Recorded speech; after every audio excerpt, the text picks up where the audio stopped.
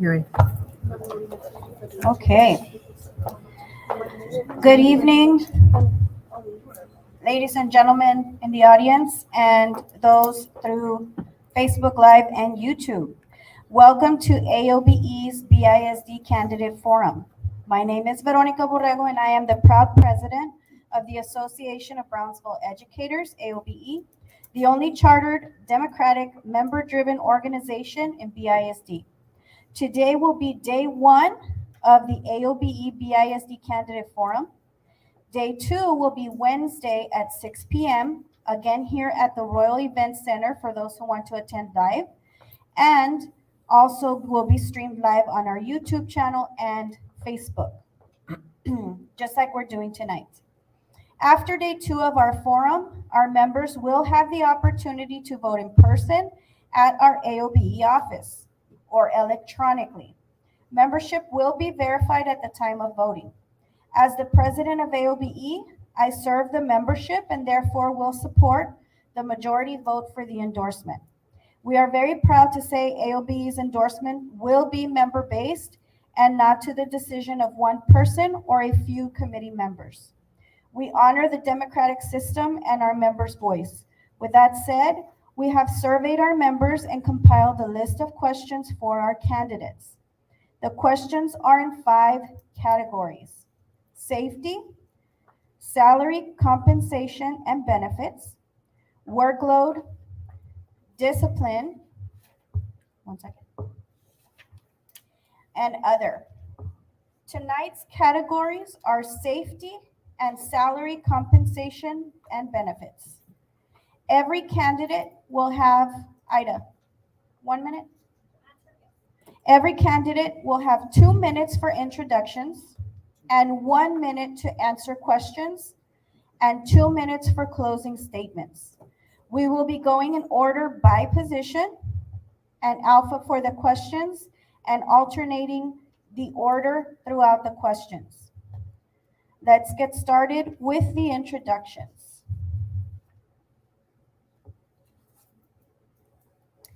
We will begin with Ms. Drew Brown.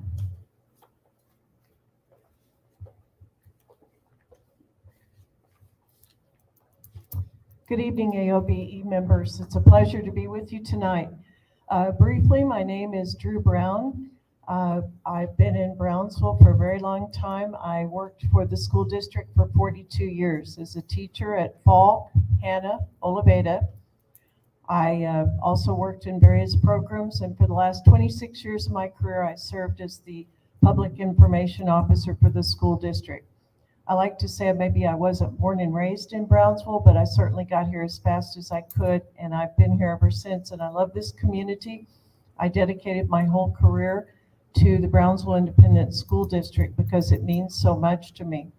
I think it's a terrific district. We've done wonderful things here because of you. The things that you do as teachers, as employees, the things you do for our students has made Brownsville ISD one of the top districts in the state. And it was my pleasure as public information officer to talk about those exciting events and the awards and achievements that our students achieved because of your work, the work that you did. I decided to run for the board 4 years ago because I have great enthusiasm and interest in this school district, and I decided to run for another 4 years for the same reason. There's a lot of work still to be done. I hope that we can continue to work together as a team to improve Brownsville ISD and make it a premier district in the state of Texas.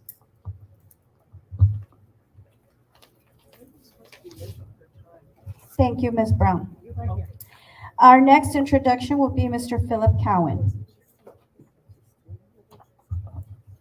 Good evening, ladies and gentlemen, the members of TSTA, AOBE, and NEA. I'm very proud that you let me come and talk to you. I really appreciate it.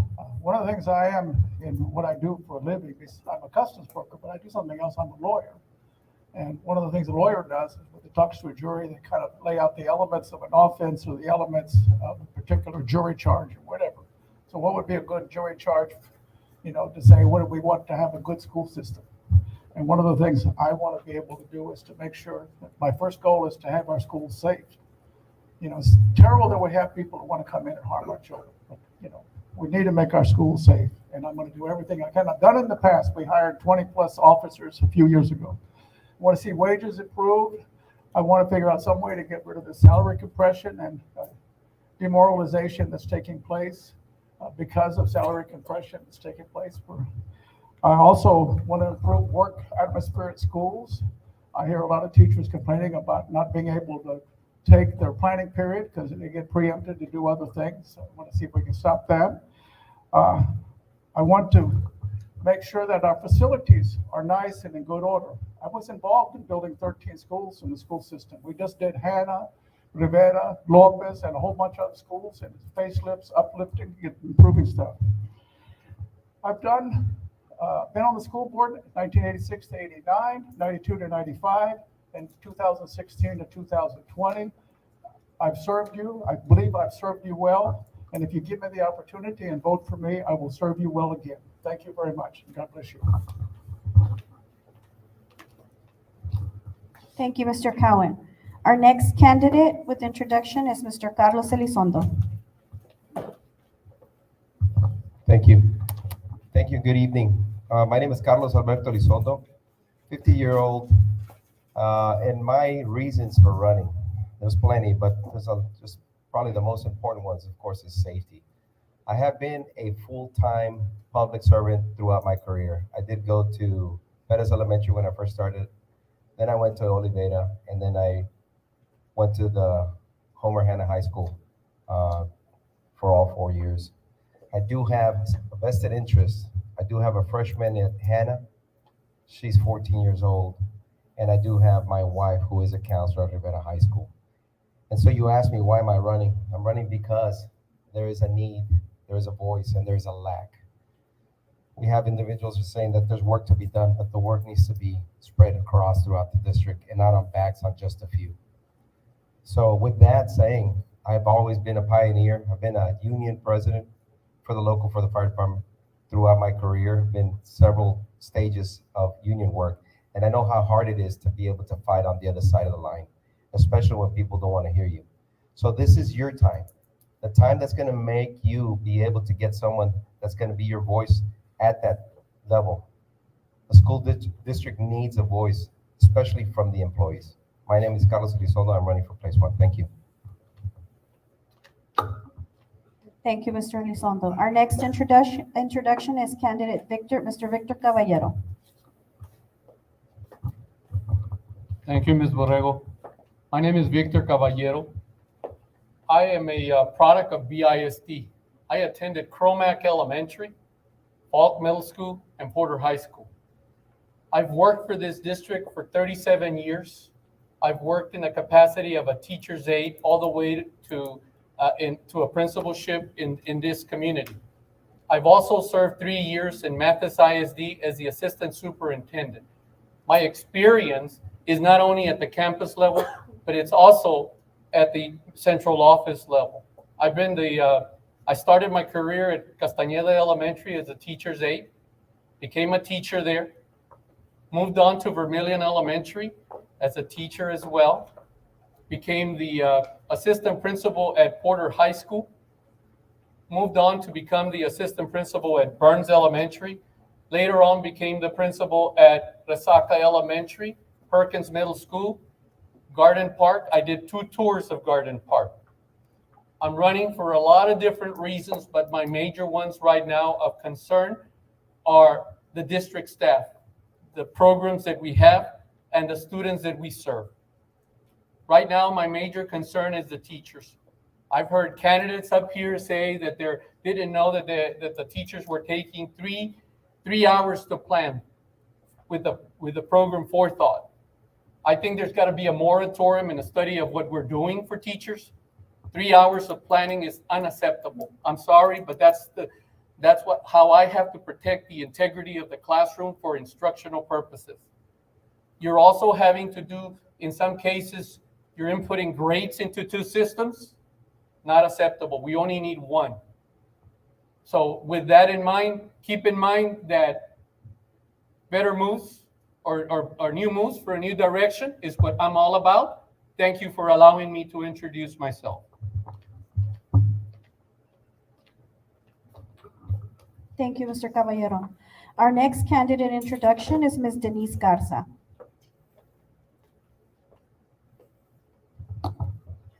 Thank you, Ms. Borrego. My name is Denise Garza, and I am your BISD Place 2 candidate. I'm a proud product of BISD, having attended Morningside Elementary, Perkins Middle School, and Rivera High School. And I have served our community over the past few years, sitting on various boards.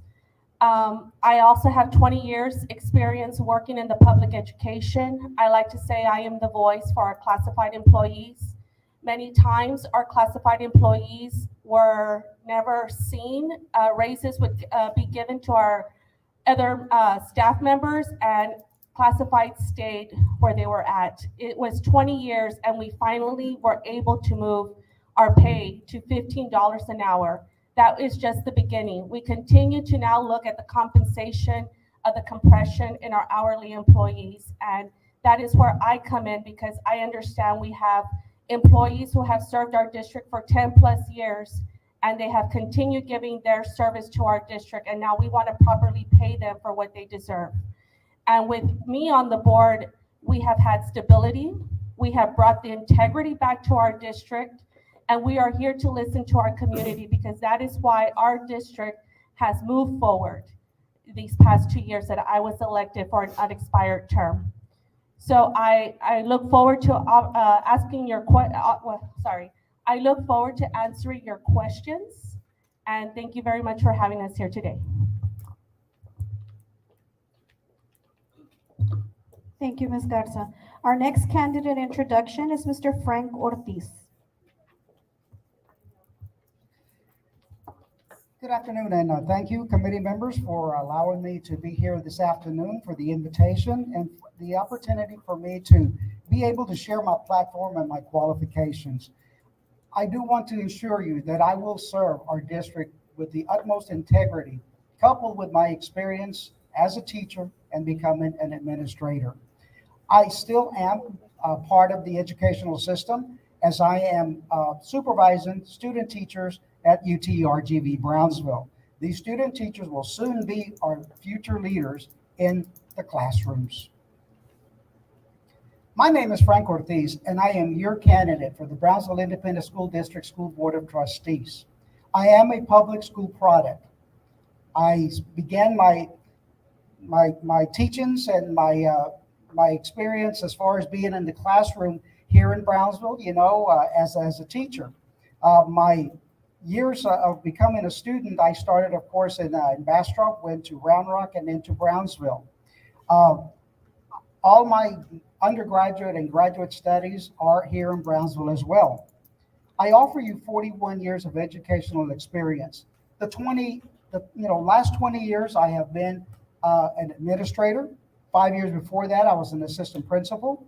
And of course, also before that, a reading specialist with multiple years as teaching at the elementary and secondary level.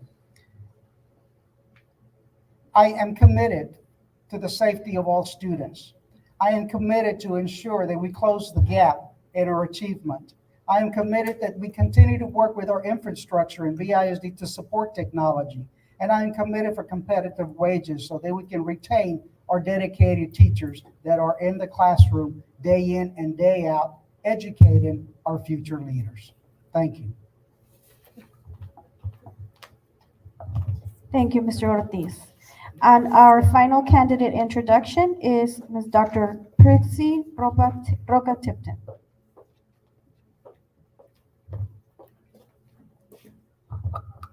Thank you. I'm Dr. Prissy Roca-Tipton, and I'm running for Place 4, and I am a BISD product. I attended El Jardín Elementary, then we moved on to Martin Elementary, then Russell Elementary, and then I attended Stell Middle School, and then I was a proud 4-year letterman from Hannah High School in basketball. And this year marks my 20th year in higher education. I have been instrumental in co-developing and administering over 200 federal, state, and local grants. And I have also taught for over 7 years in higher ed, microeconomics, organizational communication, introduction to business in English and Spanish, and for over 7 years. My goals for the next 4 years is I definitely want to support a TASB compression study to review and adjust employee pay inequities. We understand that coming out of a global pandemic, we had to increase the pay to retain our employees, and also because of the inflation. But now the next step is a compression study. I'm acting on it. In fact, in the next board meeting, we are going to already have an item with the support of my colleagues that we can begin that compression study. My second goal is to support the creation of a paperwork review subcommittee and or a policy made up of teachers across all levels, so we can identify excessive, redundant, obsolete, and unnecessary paperwork. And goal number 3, of many, of course, but some of my top 3 are, and support a policy holding those accountable for the lack of respect. Thank you all.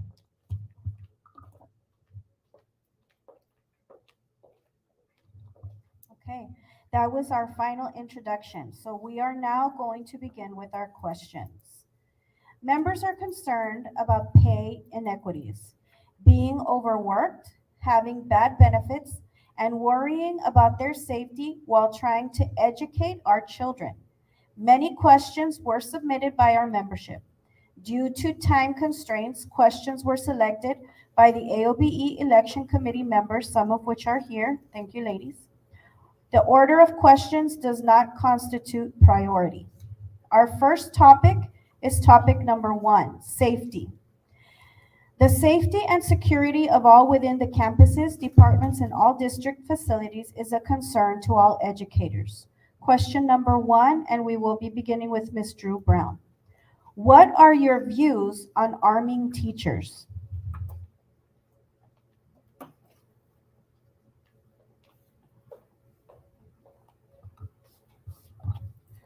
Safety is a priority for all of us here, and in light of some of the things that have happened in the last 10 years.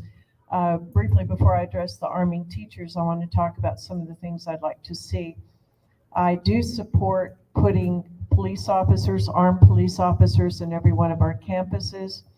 I support increasing the number of counselors so that we can identify situations with mental issues.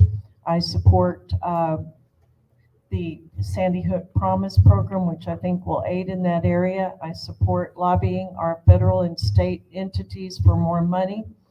I support making each of our campuses in every building in the district impenetrable, doing whatever we have to do, acquiring the latest technology. Oh, okay. But when it comes to arming our teachers, I know that some districts are looking at having various marshals within the campus, and I'd be willing to look at that. Thank you. Our next candidate is Mr. Philip Cowan. Do you want the question repeated? Repeat the question, please. Do you want me to repeat the question? No. The question, what are my views on arming teachers? Okay. And I have 2 answers. One of them, as a last resort, it's okay with me. But there's a lot of things I think we need before we get there. We need to make sure we have the right and adequate amount of police within the school system first. And if we can't do that, and if it's still a problem, I think the district needs to start training teachers and, make them really useful, or teach them how to use a gun. It's not something that you just pick up by buying a gun. You have to learn how to the safety, whatever else it is. Because in being in the classroom with a lot of kids, you have to have some gun safety. So I'm not totally opposed to it or anything like that, but I think it's a last resort. But teachers, if it gets to the point where you have to defend yourself and your children, or what happened in Uvalde, I will go out and buy a few guns and hand them out to you. Because I'm not afraid of that anymore. Thank you. Well, by the way, those who were speaking here, a little advice: you don't realize when you hit this here, it makes noise against the table. That's why you hear so much. Our next candidate is Mr. Carlos Elizondo. What are your views on arming teachers? Well, if we have to be answering that question, we're in pretty bad shape. And unfortunately for us, the last 4 years have proven to us that our schools are not safe.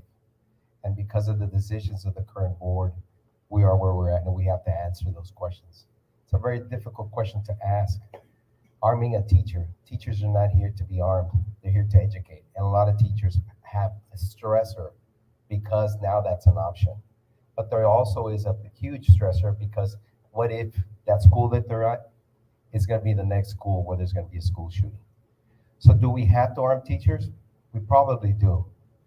Only because we have failed to put in police officers at every school. Not only that, this current board is looking or thinking about doing away with security officers. That's another element of being able to secure the schools. So as a last resort, only if trained, there's already a Texas School Marshal TCOL certification course that's being offered for all educators who want to carry. I think only then and only if they're certified, then we can get that done. Thank you. Thank you, Mr. Elizondo. Our next candidate is Mr. Victor Caballero. What are your views on arming teachers? Thank you. My answer is going to be from a different point of view totally. First of all, I don't think teachers should be armed at all. We need to hire security personnel. I have two brothers in the law enforcement arena. They're both Border Patrol agents. They carry a weapon. You've got to have a good psychological view as to what you do when you take out that gun. I don't know. I don't want to put our teachers in that situation. They're educators. I'm sorry, this is my point of view, but I got to tell you, as an ex-principal, having the border walled to one of the schools in the district that always had people jumping over it, drugs being carried onto the school ground when I had little 5-year-olds come, 5-year-olds that were exposed to vehicles coming to their site door or to our site gate and loading drugs and Border Patrol with high-powered weapons. So absolutely, I would not accept that. I am in the camp of no guns in school from the staff. Thank you, Mr. Caballero. Our next candidate is Ms. Denise Garza. What are your views on arming teachers? Hi, yes. I grew up around guns all my life, coming from a family who hunted. I'm a wife to a law enforcement officer as well. And I will say, teachers did not go to school to carry a gun on campus. They went to school so they could educate. It is up to us as a board to be able to support our law enforcement, our BISD police, to give them the proper training and the resources to protect our students and our staff. Our teachers do not need to have that other stress of carrying a gun on them on campus. And like Mr. Caballero stated, yes, you need to have you need to be psychologically well in order at that moment if you ever need to draw a gun. And let me tell you, our teachers need to protect and educate our students, but not with weapons. And I like to clarify, we never once said we were going to go away with police officers. We want to train our security guards. We want to train our security guards, and we want to promote them unless they want to go back to school to become police officers. We want to be able to grow our own as well, so that they can come back and work for our district. Thank you, Ms. Garza. Our next candidate is Mr. Frank Ortiz. What are your views on arming teachers? Well, thank you for that question. I truly and strongly believe, as it's been mentioned already, teachers are in the classroom to teach our future. They're not to be there carrying a weapon. Let me tell you, it takes a lot of fortitude to pull out a weapon and pull that trigger. It really does. And under circumstances, who knows what it may be like during that moment. Our teachers, I am totally against it. They're in the classroom to teach our future, and it is up to the district and up to us as board members to protect our teachers, to provide the appropriate, security. We need to have armed officers at our campuses. They are at the middle school, they are at the high school, and I'm glad to hear that they begin in this year to put some armed officers at the elementary level. We need to continue to do that. Our teachers teach. They're not there to carry guns. Thank you. Thank you, Mr. Ortiz. And our final candidate for question number 1 is Dr. Tipton. What are your views on arming teachers? Yes, I'm Prissy Roca Tipton, and I am running for BISD Place 4. And I believe that our teachers are there to educate our children. However, I know that the first order of the day and the last order of the day is always the safety of our students, our staff, and our families. I support the expansion of a workforce, police workforce within each campus to ensure that they're highly trained. I also support supporting their education, those that want to move up from security officers to peace officers. Definitely support in investing in their education. Thank you.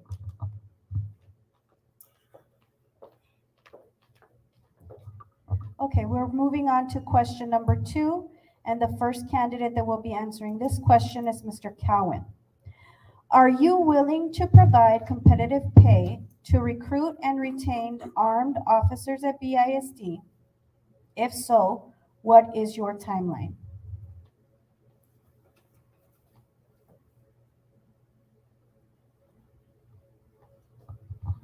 I almost want to say we need to go to the sheriff's office and take those deputies that are underpaid and bring them over to the school district, because we could probably get them and make some money. But this is one area where I don't think you need to hold back. Just plain and simple. You need to hire the right staff, and we've done it in the past. We don't pay our officers that well. We need to get them trained, pay them well, and I'm willing to do that. We need to go out and recruit officers who understand school safety, because it's not the same thing. And we need to recruit officers who are willing to put their lives on the line. We saw that, that didn't happen in Uvalde, and I'm very disappointed by that. I'm a little shocked by what happened. But if you're going to have somebody say, put your life on the line to protect them, we need to pay the people what it takes to be able to come in and do the job and protect our teachers, our children, so that in the future, they don't need to have to bring a gun to protect themselves. But anyway, that's my answer. Thank you. Thank you, Mr. Cowan. Our next candidate is Mr. Elizondo. Are you willing to provide competitive pay to recruit and retain armed officers at BISD? If so, what is your timeline? Thank you. Unfortunately, we're being asked that question during a election cycle. I think this should have been done 4 years ago, especially even after the Uvalde incident. We shouldn't be asking our questions now, especially when we're in an election cycle, saying, should we pay police officers more so they can stay? You're having individuals, not just police officers, but teachers leaving the district because the pay is horrible. And the respect is at the all-time low. So do I feel that we need to pay them more? Absolutely. If we don't, more of them will leave. And who are you going to train? Because there's no police officer from the sheriff's department that is breaking down the door at BISD to come in here and start working, because they know the pay is horrible. Benefits might be a little bit better, and they don't have to do shift work. That's why they'll be here, not for the pay. So do we need to compensate them? Yes, absolutely. Not only do we need to compensate them, but we also need to give them more training. And also you have to incorporate the mental health of these individuals, because they take on a huge load to be able to protect everybody. Everybody, I mean, even the strangers. Thank you. Thank you, Mr. Elizondo. Our next candidate, Mr. Victor Caballero. Are you willing to provide competitive pay to recruit and retain armed officers at BISD? If so, what is your timeline? The answer is yes. I am willing to make sure that our wages are competitive. And one of the reasons why we don't have competitive pay raises is because we're so tied down in debt. You heard the presentation at last meeting, board's meeting, that we have $15 million in debt from the bonds. We need to get rid of those bonds ahead of schedule. This is unacceptable. It's poor practices. And if you don't see, our board made a decision to raise our tax increase or rate, the tax rate, put it up higher. Well, I have to tell you something. They found over 20 million to do on construction projects this next board meeting. I think that's shameful. That's money out of the ESER account. Where is the ESER committee? There's a lot of things that we got to work on. Time has got to be different. Things have got to be different. We're not working for our employees. We're working to keep ourselves in debt and pilfer our budgets. Thank you. Thank you, Mr. Caballero. Our next candidate is Ms. Denise Garza. Are you willing to provide competitive pay to recruit and retain armed officers at BISD? And if so, what is your timeline? So 2 years ago, when I was elected, TASB came in and did a study for all employees, and we were able to raise our even our law enforcement officers up. And right now, BISD police, they do make more than a county deputy. So with that said, we do have experienced personnel coming from the sheriff's office to come apply for BISD. We've had some from other agencies, retired police officers as well. In those 2 years, we have proven that we have increased our employees on their salary. A lot of the time, previous boards kept our salaries stagnant. And in these 2 years that I was here, we have managed to bring up everybody closer to market value. And if we need to go back and look at law enforcement, whether it's giving them a stipend or basing them on how their peace officer certifications are, whether it's a peace officer or a master peace officer, we need to evaluate that. I am for that. I support law enforcement and giving them a pay increase. Thank you, Ms. Garza. Our next candidate, Mr. Frank Ortiz. Are you willing to provide competitive pay to recruit and retain armed officers at BISD? If so, what is your timeline? Absolutely. Once again, I don't know why this question is coming up now. This has been happening for years, all right? Police officers with BISD leave us. They come to us, we train them, we invest in them, but we're not paying them. So all of a sudden now it's a big issue. Why hasn't this happened a long time ago? Our police officer from BISD, they leave to the Border Patrol, FBI, they leave to Homeland Security, but they leave already trained because BISD has done that when they come in. So what is my timeline? We need to continue doing this and giving them, appropriate pay so that we can keep them. Remember, these officers put their lives on the line and we need to keep them and we need to continue to pay them appropriately so that we can retain them. Thank you. Thank you, Mr. Ortiz. Our next candidate is Dr. Tipton. Are you willing to provide competitive pay to recruit and retain armed officers at BISD? If so, what is your timeline? Yes, and actually, I like to talk about moving forward, not about the past, but if we want to talk about the past, I just want to let everybody know that coming in 4 years ago, we inherited this bond debt. And we inherited a negative 14 million self-insurance fund. And we also inherited tracks that were only selected for the few. So it was very hard to answer to our families in our community, to our students, and say, why do we're only out of our 10 middle schools, only a selected few selected to build tracks? Why are we having to celebrate ribbon cuttings for our elementary gyms to have air conditioning? Air conditioning was here 50 years ago. That's what we had to invest in. We had to invest in our students. But going back to competitive pay, of course, definitely. And we started 4 years ago. Our teacher salary was $43,000 when we started. Right now, 4 years later, we're at $53,000. And also our employee hourly wages, they started off at $8.93. Right now, we're at minimum $15. Thank you.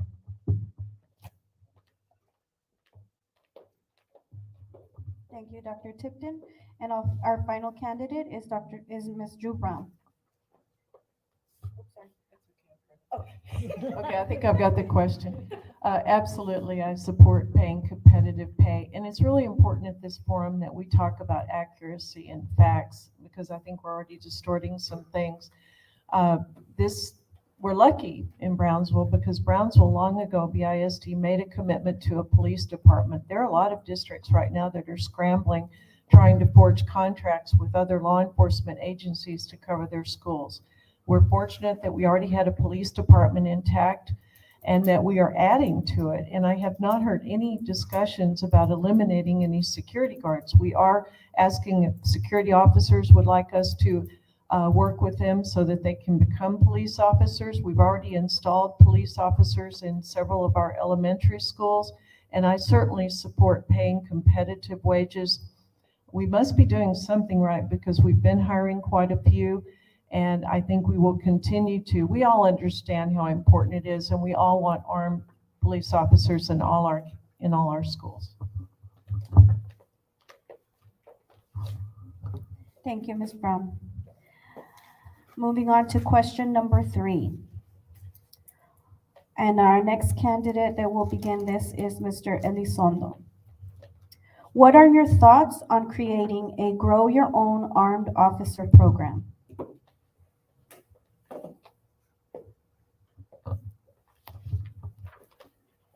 Again, that question is pretty hard to answer.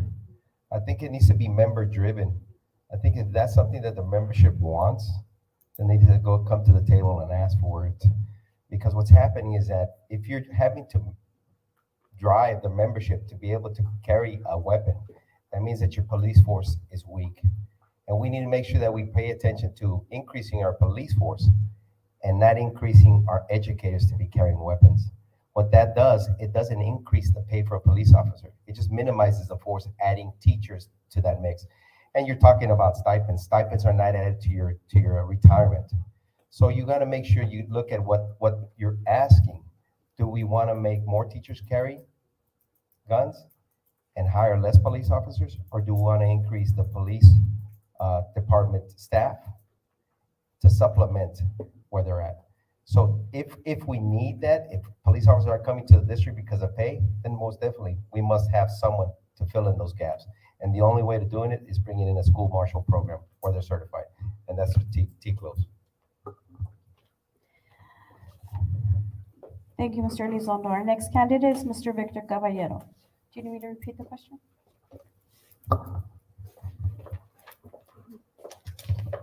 I would like to see the district take the approach of growing our law enforcement personnel. I'm not in favor, as I said earlier, about growing our force through teachers. I feel like I mentioned earlier that pay is critical, retention is critical, and right now, as if you've not noticed, last year our district lost 550 employees. Here we are in the month of October. We've already lost for August and September 22 people through resignations and retirements. Got another 4 here this next month. When do we stop the bleeding, guys? Where are we supposed to be looking? We better start looking at administration. They're not taking care of our district staff. I'm sorry I don't put them on a pedestal, but that's the true fact of where we lie. And if we don't do something about it very soon, this is going down the tubes. I gotta be truthful with you. I've worked for this system for 40 years. Thank you, Mr. Caballero. Our next candidate is Ms. Denise Garza. Would you like me to repeat the question? What are your thoughts on creating a Grow Your Own Armed Officer program? Yes, I am for this. Any security guard who is interested in becoming a police officer, I am for sending them to school to get the proper training to be a peace officer. Just how BISD has done it in the past with paraprofessionals when they sent them back to school to become educators.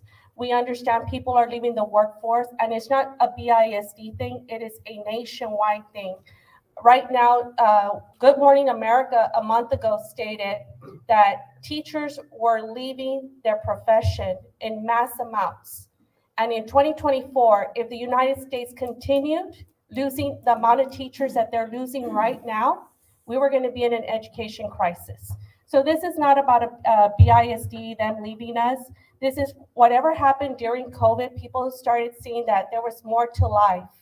But I am all about growing our own employees to make them get that extra experience that they need, sending them to school like we have in the past. Thank you, Ms. Garza. Our next candidate, Mr. Frank Ortiz, do you need me to repeat the question?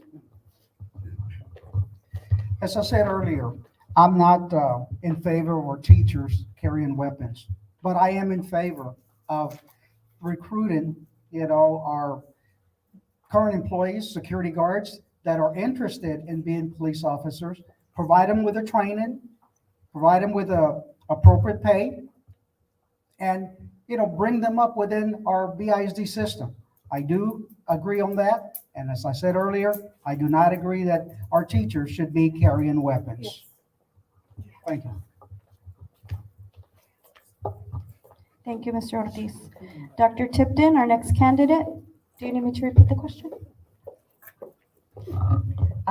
Yes, and I think I had mentioned earlier that I do believe that we do need to grow our own, and we need to invest in our current security officers who would like to move up and get their P certification license, and definitely support expanding that workforce and even finding other employees, not only our security officers, but maybe there's teachers, former retired officers, anyone who wants to be part of our workforce, definitely support in investing in their education or a certification that they may be lacking. Thank you. Thank you, Dr. Tipton. Our next candidate, Ms. Drew Brown, do you need me to repeat the question? I take this question the same way. I think we're talking about, we have excellent security officers, and I think we should certainly work with any of them that would like to get their T-close certification, become police officers, and anybody else in the district that's interested in that. We could certainly work with them and pay them competitive wages and encourage them so that we can grow our own armed police officers and use them in our schools. But we're not talking about teachers, we're talking about security officers. Thank you. Thank you, Ms. Brown. Our final candidate, Mr. Cowan, do you need me to repeat the question? I'm going to be a little different because I don't support growing your own. I support hiring trained officers first, and I support paying those officers at the right wages. I don't want to water down what we have and get people in training to be the bulwark of protection in our school system. We need to hire the force that's trained now, and people can want to get T-close certified, whatever else it is. They want to be a volunteer, do something, whatever else it is. But I want to have our officers paid fully, not water down their wages and supplement them, because I think we need a qualified force. I said a little while ago, I'm willing to let teachers have guns if we didn't do it. It's a last resort. I tell you what, if we have these marshals there that are in training, we may be in trouble, and the teachers would need the gun. So hopefully we don't get there, because I really wouldn't want to see that. Thank you.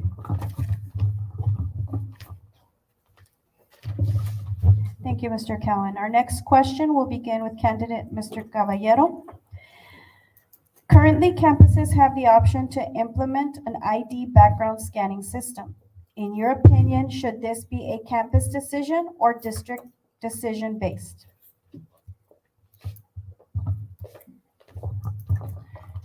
I had the pleasure of starting the Raptor program at Garden Park Elementary as an ex-principal, and it came out of my funds. I would like for it to be supported by the district-wide. Absolutely, the answer is yes, simply because it comes out of district expenses, and it is a good system. It tracks down people who might be not allowed to come into your campuses. And I would be in total support of it. It's got to be a district initiative, and by golly, it's going to help the security of our campuses. And I'm all for it, because this is where I get an opportunity to see any intruder that might have a criminal record not be allowed into our campuses to hurt our kids and to hurt our staff. Thank you. Thank you, Mr. Caballero. Our next candidate, Ms. Garza. Would you like me to repeat the question? I am in favor of it being a district decision. No fund should have to come out of a campus in order to have a Raptor set in place. Many times we have parents who are possibly sex offenders who come sometimes roaming our campuses. I want our students to be safe, and I want to have that implemented at all campuses. Because right now, life isn't what it used to be like 20 years ago or even 10 years ago. Right now, we're dealing with the security of our students, and I understand parents may be getting a little upset sometimes because they're like, well, you already know who I am. Well, we understand, but you need to have your ID if you want to be on this campus. So I am in favor of it being all throughout our district, from elementary to high school, and it coming out of district funds and not campus funds.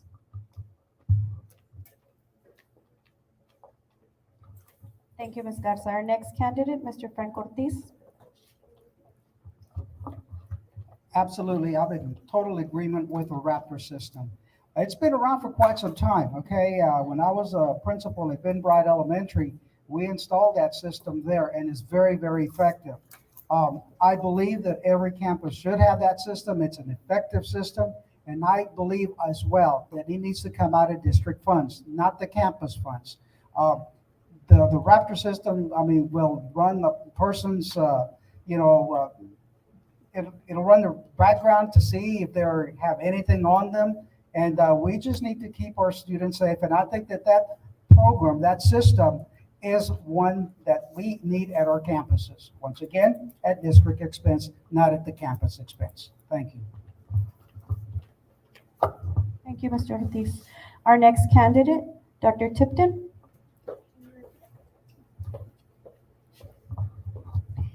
Yes, definitely. I support any type of ID system that will minimize any tragedy that that we can prevent in our schools. However, I also want to acknowledge that we have to be very sensitive to parents and our families who may not have the proper ID. So I think that I also support an awareness campaign for the families, so that way when they come onto the school site, that they know what they expect. And they're not just surprised when they actually come to the school and they have an emergency to come and pick up their child. So definitely I support a Raptor system. In addition, I support also an awareness campaign to ensure that all our students and families in our community know what we will expect from them when they come visit our schools. Thank you, Dr. Tipton. Our next candidate, Ms. Drew Brown. Do you need me to repeat the question? Actually, I've had several conversations about this recently. Right now, the district's in the process of purchasing these things. And the good thing about if the district purchases it is the warranties, the support, the supplies, all that would be covered by the district. And the district's looking at the top of the line, top-notch programs right now, and some that are particularly cloud-based, because we have a lot of students that move from school to school. And I think we'll get a good product, and it will be supported by the district, and it won't be a burden to the campuses to buy supplies, keep it updated, keep it supported. It'll be something that, it's just something that the district supports and handles, and the schools are able to reap the benefits of that. Thank you.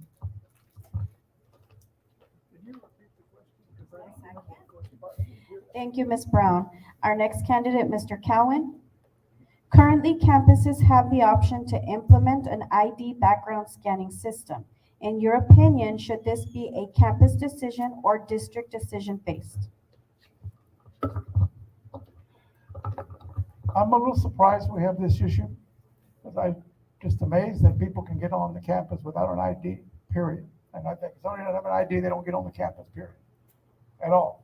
So I go home, come back and go get your ID or something like that. But I don't think that it can be done at the campus level, but I worry very much about uniformity of application. That really was what would worry me. That one campus would be stronger than the other. And this happened when I was on the board 20 years ago. Uncle came up and picked up a niece, took her home and sexually assaulted her. Now let uncle pick him up, and he wasn't on the list to pick up the children. It was just laxity on the part of the staff at the school. And so district-wide, you will have uniformity of application. It doesn't take much. You have everything run through a district office back to the campus, say yes, no.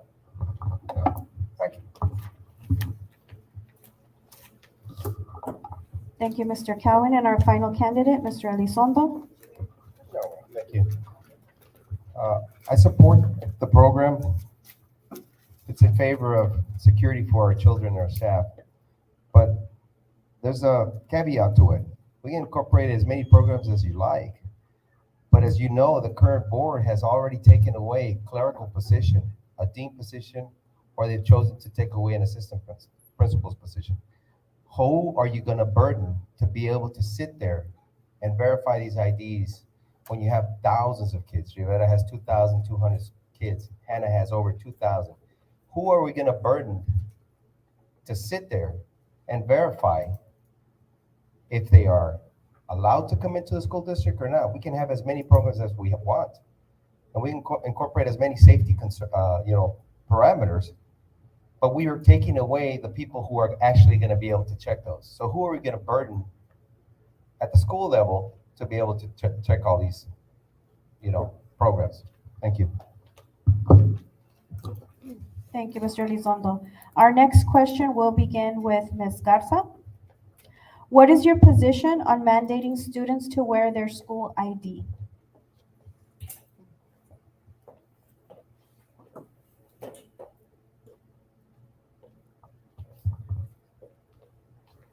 So I have an 18-year-old daughter, and right now getting her to carry her driver's license with her has been a struggle, because there's been times where I'm like, I need you to drive for me, and she's like, Mom, I don't have my license on me or my ID. I think this is something we need to start implementing with our students, even our younger children, because if there's ever a crisis at any one of our campuses, when it comes to identifying a student, we need to train them to already have their ID on them in case, we have to move our kids from a school to another setting due to a crisis. We're able to identify the child ASAP and not be running around saying, who is this child? Who does this child belong to? So with that said, I do support our children being trained to start carrying a school ID, even our elementary students. And that would be something I would support that the district would provide, not the campus, but come from district funds. Thank you, Ms. Garza. Our next candidate, Mr. Frank Ortiz. Do you need me to repeat the question? I agree with that. We need to be able to identify our students, even our staff members. Staff members, I would certainly agree that staff members, students, for the reasons that have been mentioned so far. I know that when I was principal at Aiken, before even going to Ben Bright, we did have an ID system, and we would have all of our students ID'd, and they would have it on their lapel or on their, sleeves. Our teachers would wear them.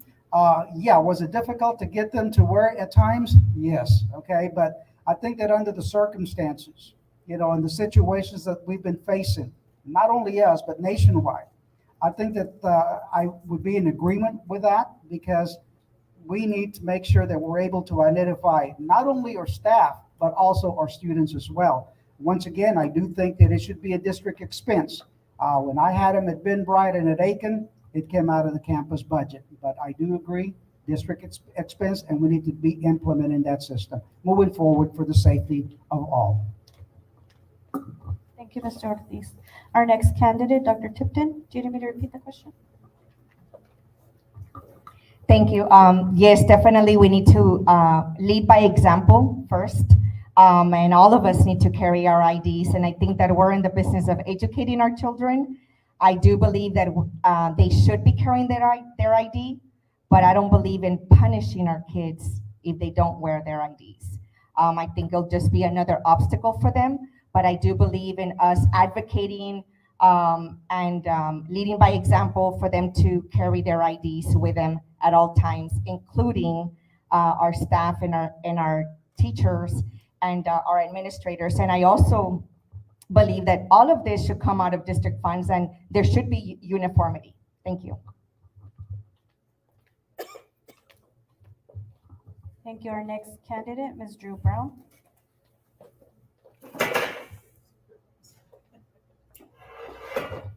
I think it's good training in today's world. There's nowhere that you go, businesses of any kind, anywhere in the pretty much anywhere in the world now that you don't see people wearing their IDs. So I don't think it's a bad idea to start encouraging our students to wear their IDs. We wear IDs when we go to the campuses, and pretty much anywhere you go, people have IDs now. And I think as a safety precaution, it's a good idea to encourage our students, even at a young age, to start wearing some sort of an identification.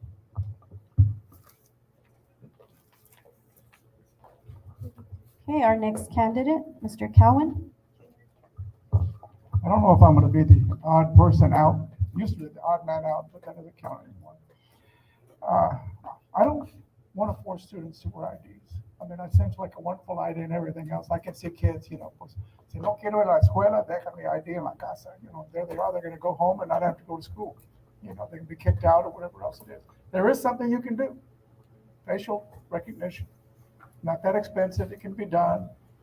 Have a kid, who are you? Walk up to this camera, pick you up and be able to do it. If you want to spend some money, do it that way. You don't have to have everybody wearing a little ID or whatever. You can get it done.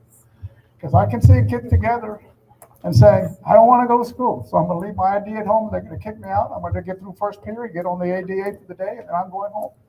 Anyway, thank you. Thank you, Mr. Cowan. Mr. Elizondo? Alarm, my alarm. The question is, what is your position on mandating students to wear their school ID? I mean, it's just another form of identifying the student, but maybe there is some other options out there. Not a lot of kids carry wallets. Not a lot of kids carry purses. And then the rules at the school district are probably you're not supposed to have them, right? No purses, none of this.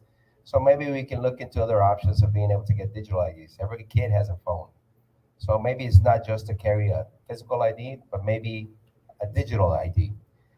Facial recognition is very expensive, but there's other means of being able to do it. And everybody carries a phone nowadays. I think even 5-year-olds have phones now or iPads. So do I think it's a good thing? I think it is a good thing. It'll keep kids from bouncing to go visit their friends at other schools. It'll keep the kids identified within their own structure. Can it be a good thing? Yes, as long as, remember, identifying also comes with not HIPAA, but identification, laws. Thank you.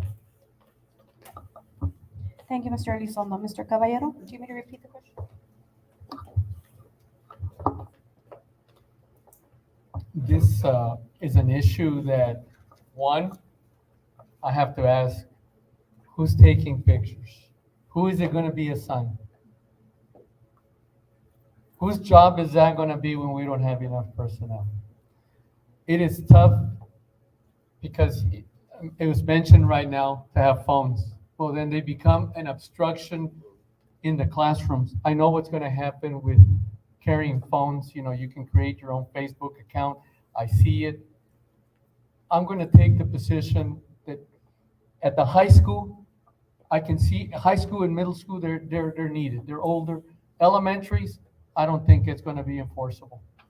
The little ones are not the same as your middle and high school where they have more control of their needs. But at the elementary level, I don't think that's an appropriate setting. The teachers are responsible for them in case of identifying their students as they stay together.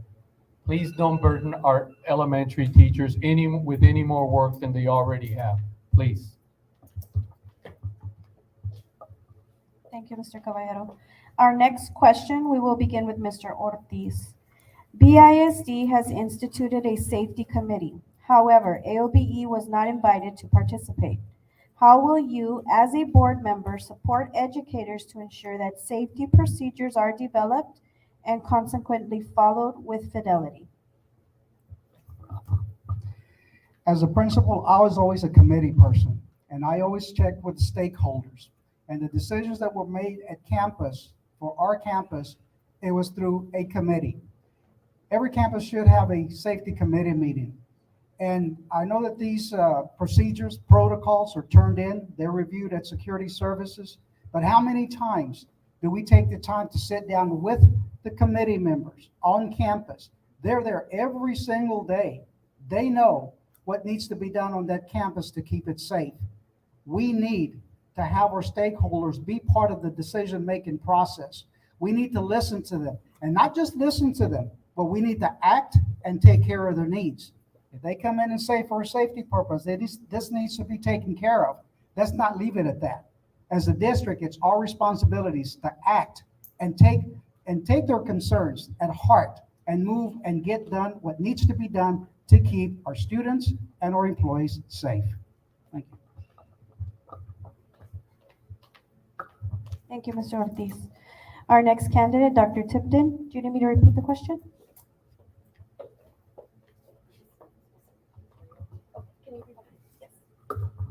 How will you, as a board member, support educators to ensure that safety procedures are developed and consequently followed with fidelity?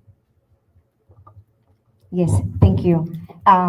Definitely, I also support that we have the voice of not only our teachers, but our parents and also our students. I'm advocating very hard right now for us to expand the committee that is currently being, that is right now at the school district, that does not include students, and it does not include teachers at all levels, and it also does not include special need families that represent their safety needs, because those are very different other angles that we need to plan for those type of families.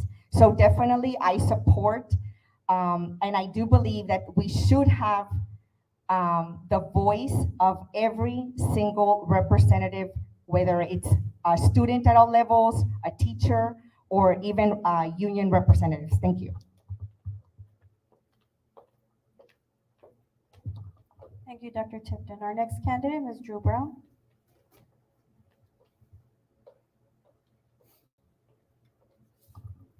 I definitely think that the committee needs to be larger. There need to be representatives from all sorts of groups on the committee.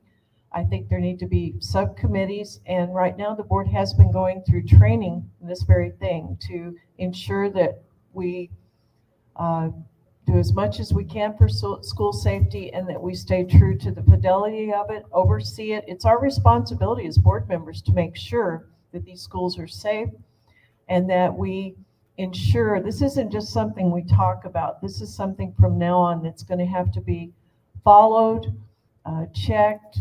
There has to be guidance, and it's got to be an ongoing thing that's monitored constantly. It's not just a one-time thing. And that's the responsibility of a board member, to ensure that these things happen. And it's always better when you have more people on a committee, more democracy, more voices, more input, feedback. Thank you. Thank you, Ms. Brown. Our next candidate, Mr. Cowan. Used to be the safety committee was one nobody wanted to get on. And now it seems to be that everybody wants to get on it. You need teacher involvement, you need parental involvement, but you need something before that. If you're going to do a security assessment, it can't be done in an open fashion. You can't have a public hearing identifying all of the problems at a particular campus and every way you can get in, and, every nook and cranny that's open to intrusion.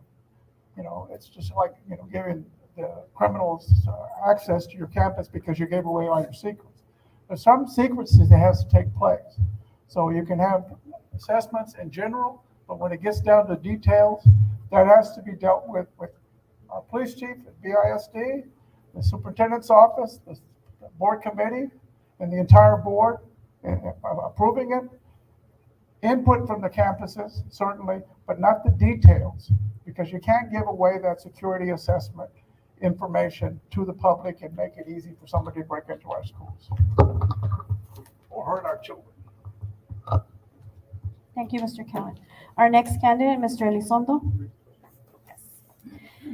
How will you, as a board member, support educators to ensure that safety procedures are developed and consequently followed with fidelity?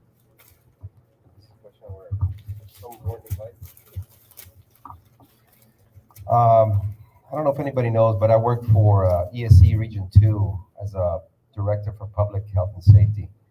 And I was adamant of including everyone. And that means every stakeholder had an opportunity to come into those meetings to make sure what is a safety concern, an intrusion issue. You're not going to give away secrets. You're going to bring in people because more people at the table makes a better plan, a better safety plan, and it incorporates everybody within the school system. Here, it's sad to hear that one of the organizations wasn't brought to the table because there are representatives. You do have members who do work, who are responsible for the safety of not only themselves, but the children. Would I include every individual? Most definitely. Anybody that wants to come to the table, especially when it comes to safety, has a table at the chair, or chair at the table, I should say. So with that being said, everybody has good input, especially when it comes to safety. Thank you, Mr. Elizondo. Our next candidate, Mr. Caballero.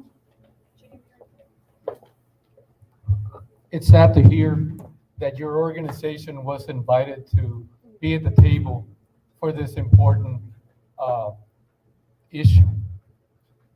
When I started in this business, we used to submit a safety plan to the security and police department, and one of the officers, I think it was Ms. Aguilar, used to approve them all. We came back after that approval, trained our teachers for different scenarios, and we did this every year. The staff, once it's gotten trained, we would practice. We did some drills, at least at my campus. That's where it happened. Our police department must show presence at all times. We, in turn, have got to expect our police chief to report to the superintendent and not the deputy, so that the board knows what is happening alongside him. Right now, that's not the setup they have. That's wrong, and it should be changed immediately. Thank you, Mr. Caballero. Our final candidate for this question, Ms. Garza. How will you, as a board member, support educators to ensure that safety procedures are developed and consequently followed with fidelity? Thank you, Ms. Borrego. I am currently the committee chairperson for the safety committee. And at the last meeting that we had, there was a committee that was organized with a parent. We had a few teachers in the secondary level assigned to it, along with some of our directors and some board members. I know that after that meeting, we had asked for them to include other community members onto this meeting, to this committee. Unfortunately, I guess they did not put them in at that meeting, but we have continued to ask for extra input on this. Also, in that committee meeting, we did ask that when these committees were meeting, that to include us also, because we don't want to be blindsided with concerns when they come to the committee. We want to be able to know what are those concerns beforehand. And I am open for having as many people on this committee, as long as we keep it, confined, because again, we do not want to give out our ideas out to the open, because remember, we're here to protect our students and the safety of everybody. So we do not want to just give out our plans out to everybody. So thank you, and thank you. Okay. Our next question, we're moving on to a new topic. Salary, compensation, and benefits. We will be beginning this next question with Dr. Tipton. Raising the minimum wage to $15 was warranted. However, it caused salary compression. Salary compression means there is little difference in pay between newly hired employees and employees with seniority, skill, and responsibilities. For example, a cafeteria manager is earning a few pennies more than the food service worker. Question number 1. BISD had a step salary schedule based on years of service, education, and job responsibility for all certified employees. What is your position on implementing this schedule back for both certified and classified employees?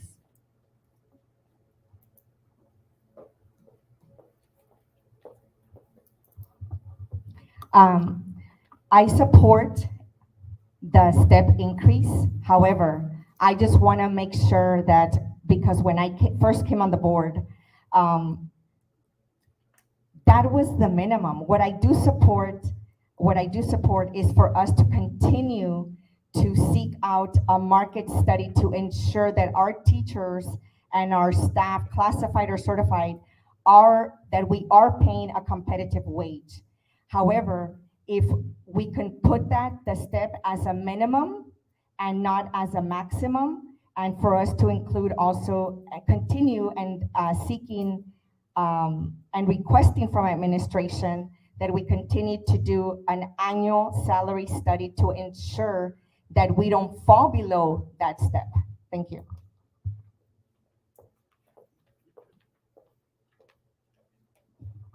Thank you, Dr. Tipton. Our next candidate, Ms. Drew Brown. If you need me to repeat it, just say it, so I don't have to keep asking. I support a step increase. I support a step system because I think that's a good point to stay within the cost of living. Every year we have a certain amount so that we're increasing to keep up with the cost of living. But I also have always been in favor, and when I first got on the board, I pushed for us to have the TASB studies, because the new way to look at salary in Texas is to look at the market value. And we want all our employees, any position, our positions in BISD are no different from other positions in other districts. We want to be within the market value of the comparably sized districts in the state of Texas that are comparable to BISD. We're a top 20 district, and I want us to remain within the market value of top 20 districts for each individual pay, grade, level. Every employee should be within the market value of anybody else in the state, and that's very, very important. Thank you, Ms. Brown. Our next candidate, Mr. Cowan. When my wife started teaching, after about 4 years, she found that a teacher who just started the same year that she did was making the same wages as she did with 4 years experience. 4 years later, the same thing was going on. And so that demoralizes, demotivates teachers and staff when you don't have seniority, or that bus driver called senioria. I love that word, you know. But anyway, one of the things I think that needs to be done for teachers, you can't do it for classified because they're at-will employees. Bring back step increases, work on a method to fund it, because it's not there right now. And then add it to your continuing contract. What's happened in the past is new CFO comes in and says, we don't have the money, so they don't fund it. And so long as that takes place, you have no guarantee you're going to get step increases. Add it to your contract and you got to do it.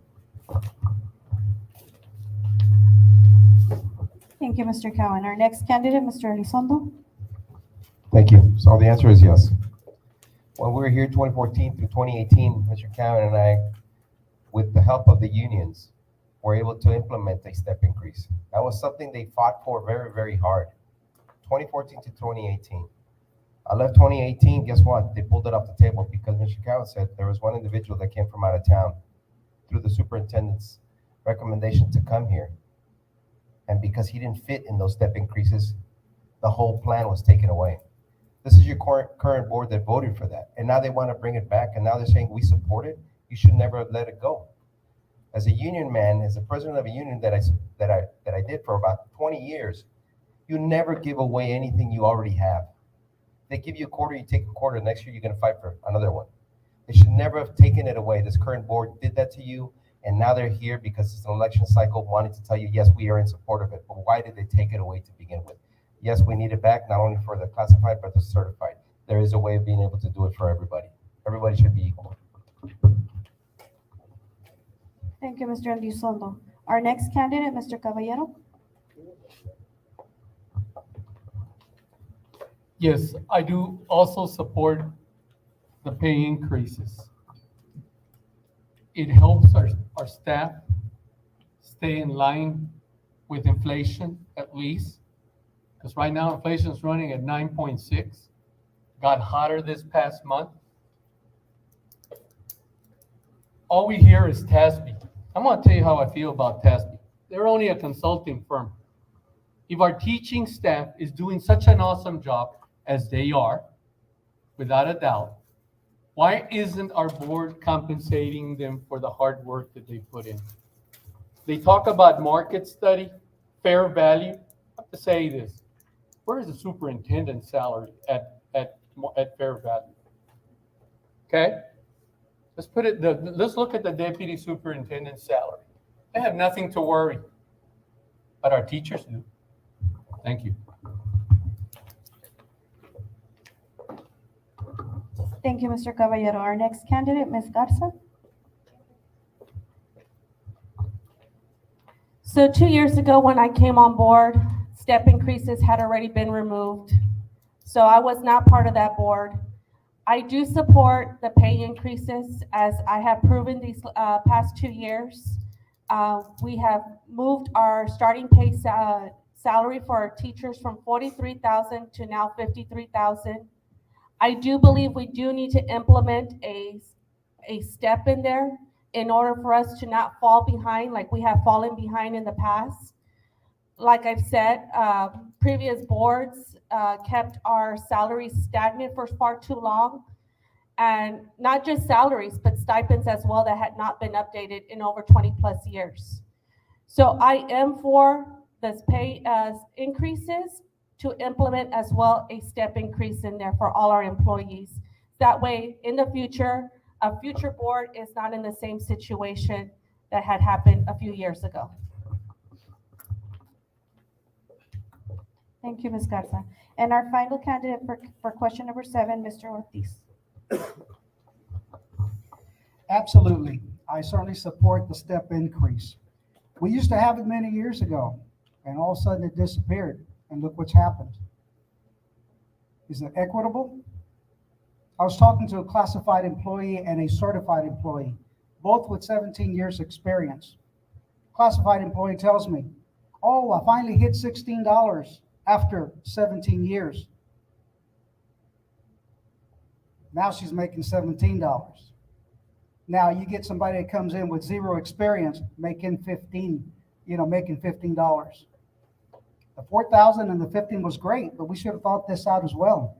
Had a certified employee comes in, Mr. Ortiz, I finally hit 53 after 17 years. How much is the starting salary for a teacher with zero experience? 53.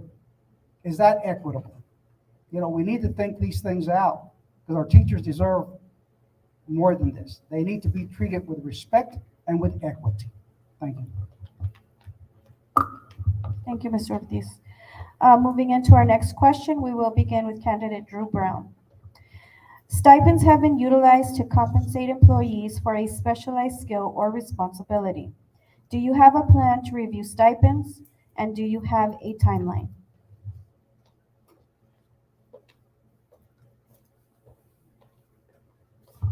I think stipends need to be reviewed yearly.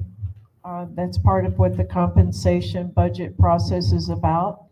And this year, we didn't do as much on stipends. I think everyone pretty much agreed that we needed to do some bold moves in terms of our classified employees and our teachers. And we were able to give $4,000 to our teachers and bring everybody up to $15 an hour. It has created some issues in terms of compression, but we're not finished. But I like looking at stipends every year. From January on, basically, we talk a lot about salaries. We're looking at market studies. We're working with TASB. And the last few years, there's been a true commitment to improve compensation for our employees.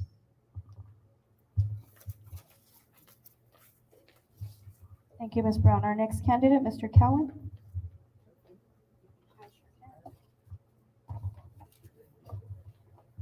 Stipends have been utilized to compensate employees for a specialized skill or responsibility. Do you have a plan to review stipends, and do you have a timeline? I heard reduced stipends in the question, and I want to make sure I didn't hear that, but I guess it wasn't reduced. I want to make sure we're right. there's a couple of ways of looking at stipends. I think maybe that we ought to look at stipends being inherent in the work and become part of a salary that a teacher would get, or a special ed teacher, or whatever, instead of trying to separate it. And then if there's increases later on, that would be increased as time goes on. I'm not sure. I don't have a perfect answer for that. I know it's been a tough deal. I know that there's a couple areas that, were not because they intended to do it, but happened. Stipends were not dealt with maybe the way we wanted to and should have been looked at this year. Not student teachers, but substitute teachers got no raise. Now, Portersville, they pay $145 a day. Brownsville pays less. I want to put the emphasis in case the board doesn't know, there's more retired teachers than there are hired teachers right now. So it's a good group to take care of. But anyway, I'm not going to hold the board. These are tough things to deal with, but I think we need to look at that. Thank you, Mr. Cowan. Our next candidate, Mr. Elizondo. Thank you.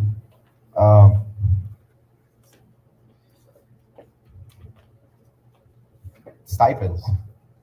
Unfortunately for BISD, they're not equitable throughout the district. Right now you have coaches. Some coaches are doing 2 or 3 programs and getting 1 stipend, while at other schools, the middle school, they're doing 1 event and they're getting a stipend per event. Do we need to look at stipends? Most definitely. Do we need to increase some of the stipends somewhere in some of the programs? For sure. Some people are doing extra work and not getting a stipend at all. Not only that, my understanding, the board reduced the stipends at the elementary level for some UIL sports. What are we doing? Drew Brown says we need to make bold moves. Yes, they gave a raise, $4,000 raise, but they also increased the taxes for everybody in the city of Brownsville, or anybody paying BISD taxes. Those are the bold moves we don't need.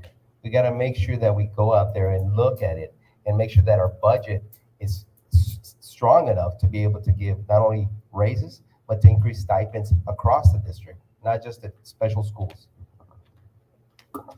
Thank you. Our next candidate, Mr. Caballero.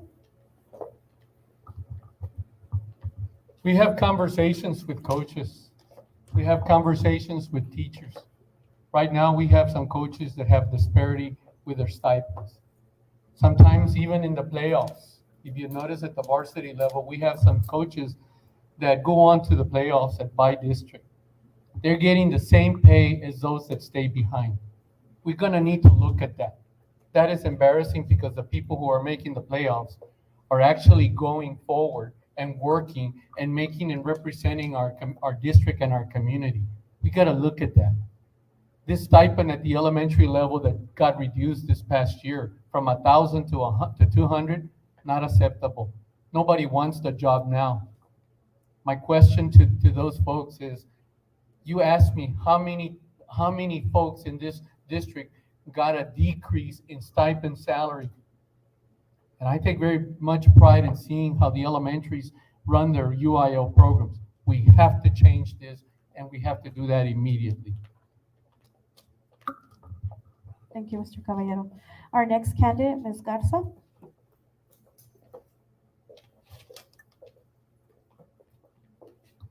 Thank you. The 2 years that I've been here, my first year with the budget process was very saddening to hear that a lot of these stipends had not been looked at in over 20 years. We brought up stipends, and this past year, we didn't look at the stipends. We looked at increases for everybody. Now, I know we're lacking teachers in some areas. Do we need to review the stipends? Yes, we do, especially in our special ed setting. We're losing special ed teachers. Teachers are not coming out of the universities wanting to come into special ed. In order to recruit and retain, we need to look at those critical areas where we need the teachers. And if we need to raise the stipends, I am for that, especially in our special ed, in our extracurricular activities as well, because we do know that students who are involved in extracurricular activities, they stay out of trouble.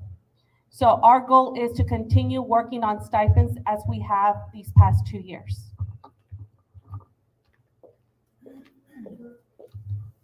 Thank you, Ms. Garza. Our next candidate, Mr. Frank Ortiz. Stipends. We need to increase, not decrease and that's been happening. We saw it this year, as was mentioned earlier. I too talk to a lot of coaches, and my heart goes out to them. These coaches, once they get into the playoffs, they're working Saturdays, midnight, Sundays, trying to get their teams prepared in whatever sport to represent our great district. Yet, are they being compensated? We need to take a look at that. We need to take a look at UIL as well, as far as stipends. We need to look at our special ed teachers as well. Some of those teachers are in settings that is very, very difficult. And are they getting their appropriate stipends? It's very, very important that we look at that. And we can't forget just the classroom teachers. We need to also think about our extracurricular teachers that are doing coaching, that are doing all these other things, and a lot of times not getting compensated. We're talking about equity. Let's go up, not down. Thank you, Mr. Ortiz. Our final candidate for this question, Dr. Tipton. The answer is yes, I do support compensating and there be equity. I do want to add that when we first came on the board in 2018, and I supported a TASB study, but I'll support any study. What I don't support is an in-house study, because the in-house study that we came on board and that former boards kept using over and over again for years, over 10 years, we found through a TASB study that out of our 7,000 employees, 4,000 of our employees were paid almost close to 60% below poverty value, below poverty level, 60%. I don't support no study, I support a study. And it was just one step at a time in order for us to bring all this pay equity for them to come and get to back into above poverty level, over 4,000 employees. After that, years later, we definitely worked on our stipend increase, and we continue. In fact, in October, we have another item where we're gonna begin working to get the new study for the new stipends. Thank you. Thank you, Dr. Tipton. Our next question will begin with Drew Brown. It's like backwards. I'm sorry. Oh, you just went, okay, sorry. All right, our next question will begin with Mr. Cowan. You're hearing this first from AOBE. I just want to make this very clear. On the TEA website, it states teachers K through 5 who completed the reading academies will be receiving a stipend. How will you ensure BISD disperses stipends appropriately?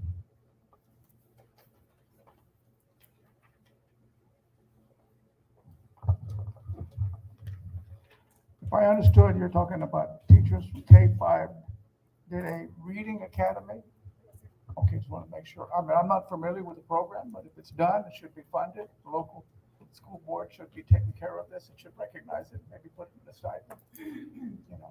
I mean, you're doing the work to get it. I don't know a lot about it, but there seems to be something equitable there, and I'm not opposed to doing something like that. If I knew more about it, I could tell you more details, but it seems unfair to get somebody go do this and say, thank you. We're not going to give you anything for it. So not everything can be compensated, but this is a lot of work here, K through 5. I know, because my wife taught second grade for a long time. Reading assessment is a lot of work. Anyway, thank you. Thank you, Mr. Cowan. Mr. Elizondo. Is this the one that was passed in 2019? So, very good question. Thank you so much for asking. I think the issue not only plays forward from what are we going to do now, because remember, the teachers that are doing this reading academy are getting paid zero. And who knows how many hours it involves. But what are we going to do for the people or the teachers that have already gone through this program? I think we need to make sure that it's equitable for the teachers or the staff that have already done this reading academy. We look at making sure that they get reimbursed as well. Do I feel that, do we need to pay these people for putting their time in? Yes, it's a mandated effort by the state or TEA, but we also need to compensate them. They've already have too many things on their shoulders to be told that they need to do something, because if not, guess what? You don't come back to school until you do it. And to not get paid to put so many hours into something that you're going to do that's going to benefit the kids of this district and not get paid is just wrong. Thank you, Mr. Elizondo. Our next candidate, Mr. Caballero. I guarantee you that none of these people up here have taken the reading academies. I have. It's a lot of work. It's a lot of extra time. And I had the privilege of doing that about a year and a half. I strongly believe, and Mr. Elizondo brought a good point. Those that have already completed the program should be compensated as well. Let's not leave them out. If you've never been through it, I challenge you, sit down and you're gonna see that it's like taking a college course all over again. I have seen when I was in the principal role, I used to provide my teachers times. I send the teachers aid to cover teachers so that they could do their reading academies. I provided some type of relief, but I can tell you this: we need to pay them as they're going through it today. Those in K through 5. Thank you.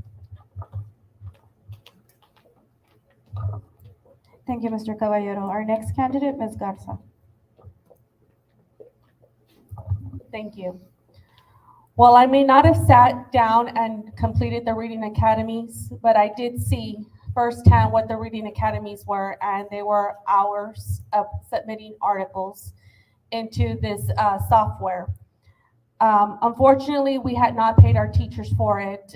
It was very disheartening to see a few people resign at the end of the school year due to the reading academies.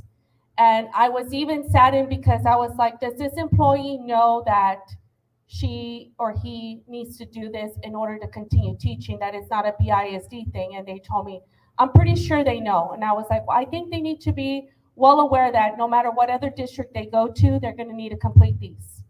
Having sat through those reading academies, sitting on the side of someone who was completing one, I am for paying our teachers who have already completed it, and I am for paying the ones who are currently on it right now, because yes, it is like going through a college course. I'm currently in school, and let me tell you, my courses were nothing compared to those reading academies. Thank you, Ms. Garza. Our next candidate, Mr. Frank Ortiz.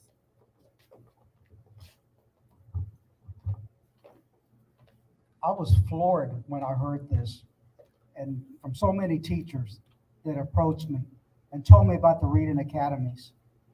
And I asked, how long has it taken you? Forever. You know, the weekends are supposed to be for what? Family? Well, their weekends, they were sitting down there working on these things and then not getting compensated. I mean, gosh, we need to respect our teachers, okay? We need to treat them with dignity. It's gone too long. It's gone too long.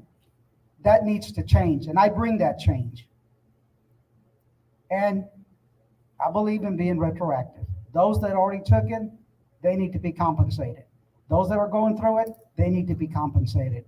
We can't keep on doing this to our teachers and expect them to be in the classroom day in and day out, 7.5 hours a day, teaching our future. Thank you, Mr. Ortiz. Our next candidate, Dr. Tipton.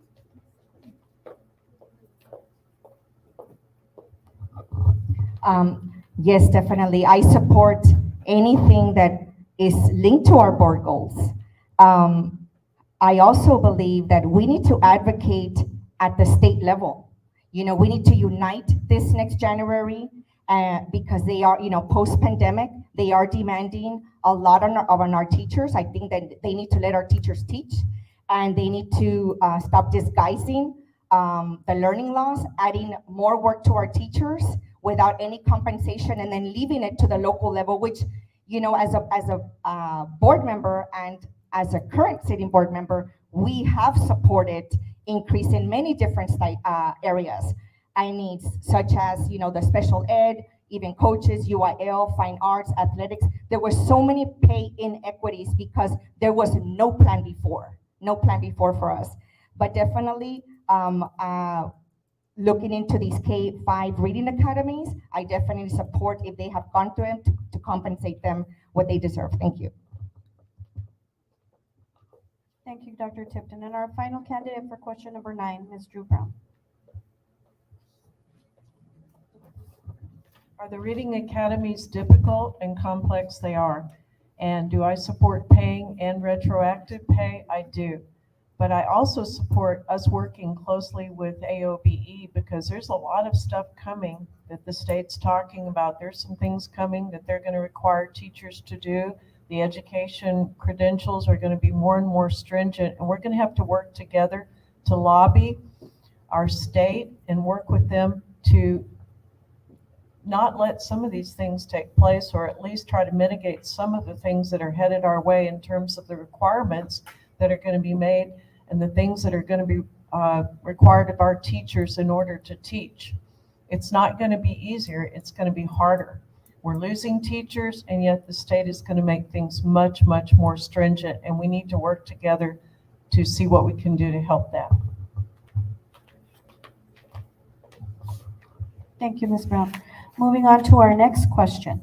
We will begin this question with candidate Mr. Elizondo. What is your position on providing stipends to classified employees with specialized certifications or licenses, such as Google certifications or manual trades licenses, etc.? If it's something new, I think it's a good way to start, to be able to make sure that you tell the classified that they're valued as well. You have a lot of HVAC technicians, plumbers, plumber techs, electricians. You have a lot of individuals that go out on their own and they recertify every year. And it's not a cheap certification to renew. I mean, I had to recertify a lot of licenses. It's not easy. It takes a lot of money to make sure that those certifications are done in advance, making sure that you don't lose it or go beyond the deadline, because then they don't allow you to work. So do I feel that we need to put some stipends or some value to those licenses that they hold? Absolutely. What are those numbers? I don't know, but we can sit down and make sure that they are given their due. Too many years have gone by without being recognized as a true employee of the school district. Because when something goes wrong, guess who you're calling? Especially here in the Valley. AC goes wrong. How many people are you going to call? They only have about 10 HVAC technicians. So you're not keeping them here because you're not valuing their work. Thank you. Thank you, Mr. Elizondo. Our next candidate, Mr. Caballero. What is your position on providing stipends to classified employees with specialized certifications or licenses, such as Google certifications or manual trades licenses?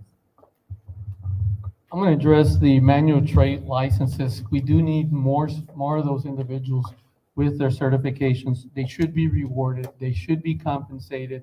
It'll keep them in the, we need them. We need them and right now in the maintenance department to carry out the duties that are of utmost importance to us. Right now, we have air conditionings breaking down during the summer, and by golly, you know, it's sometimes I remember putting work orders into the system, and if I didn't say it was an emergency, you know, it took a little bit more time.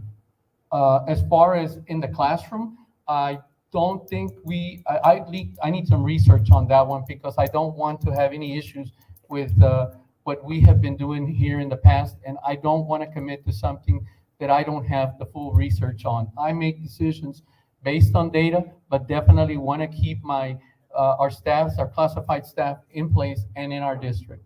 Thank you. Thank you, Mr. Caballero.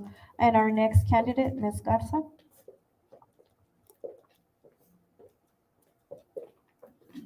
Thank you.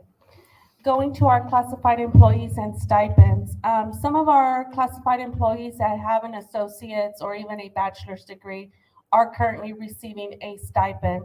Now, for our manual trades, we know that a lot of these trades are slowly dying out. We don't have enough children or young adults going into these programs. So I know this last time around, we did give our custodians a stipend. I am for giving the rest of our manual trades employees, especially the ones that are in those high volumed areas. I know we only have one locksmith for our district, so You know, for one locksmith for 54 schools, including our departments, I think that individual should be looked at into receiving a stipend. Our bus drivers as well, we do know that their CDL license is not an easy license to receive. So to give our manual trades and some of our classified employees a stipend, I'm for it. Classroom paraprofessionals, like I said, the ones that have an associate's or bachelor's degree are already receiving a stipend. So I support the stipend. Thank you, Ms. Garza. Our next candidate, Mr. Frank Ortiz. Yes, I also agree on compensating our individuals or classified individuals that have additional licenses. They are expensive, okay, and they need to renew them every year. Talking about the bus drivers, that CDL license, I had one at one time. And remember, I had to take about 5 or 7 different tests, okay, in order to be able to get that CDL. And then I had to drive that bus with a DPS officer sitting next to me all around town and park it and so forth. So, hey, it's difficult, it's not easy. So we need to compensate our classified employees that have these additional licenses, just the way we do our professional staff. I believe in equity across the board, and I certainly support these stipends. Thank you, Mr. Ortiz. Our next candidate, Dr. Tipton.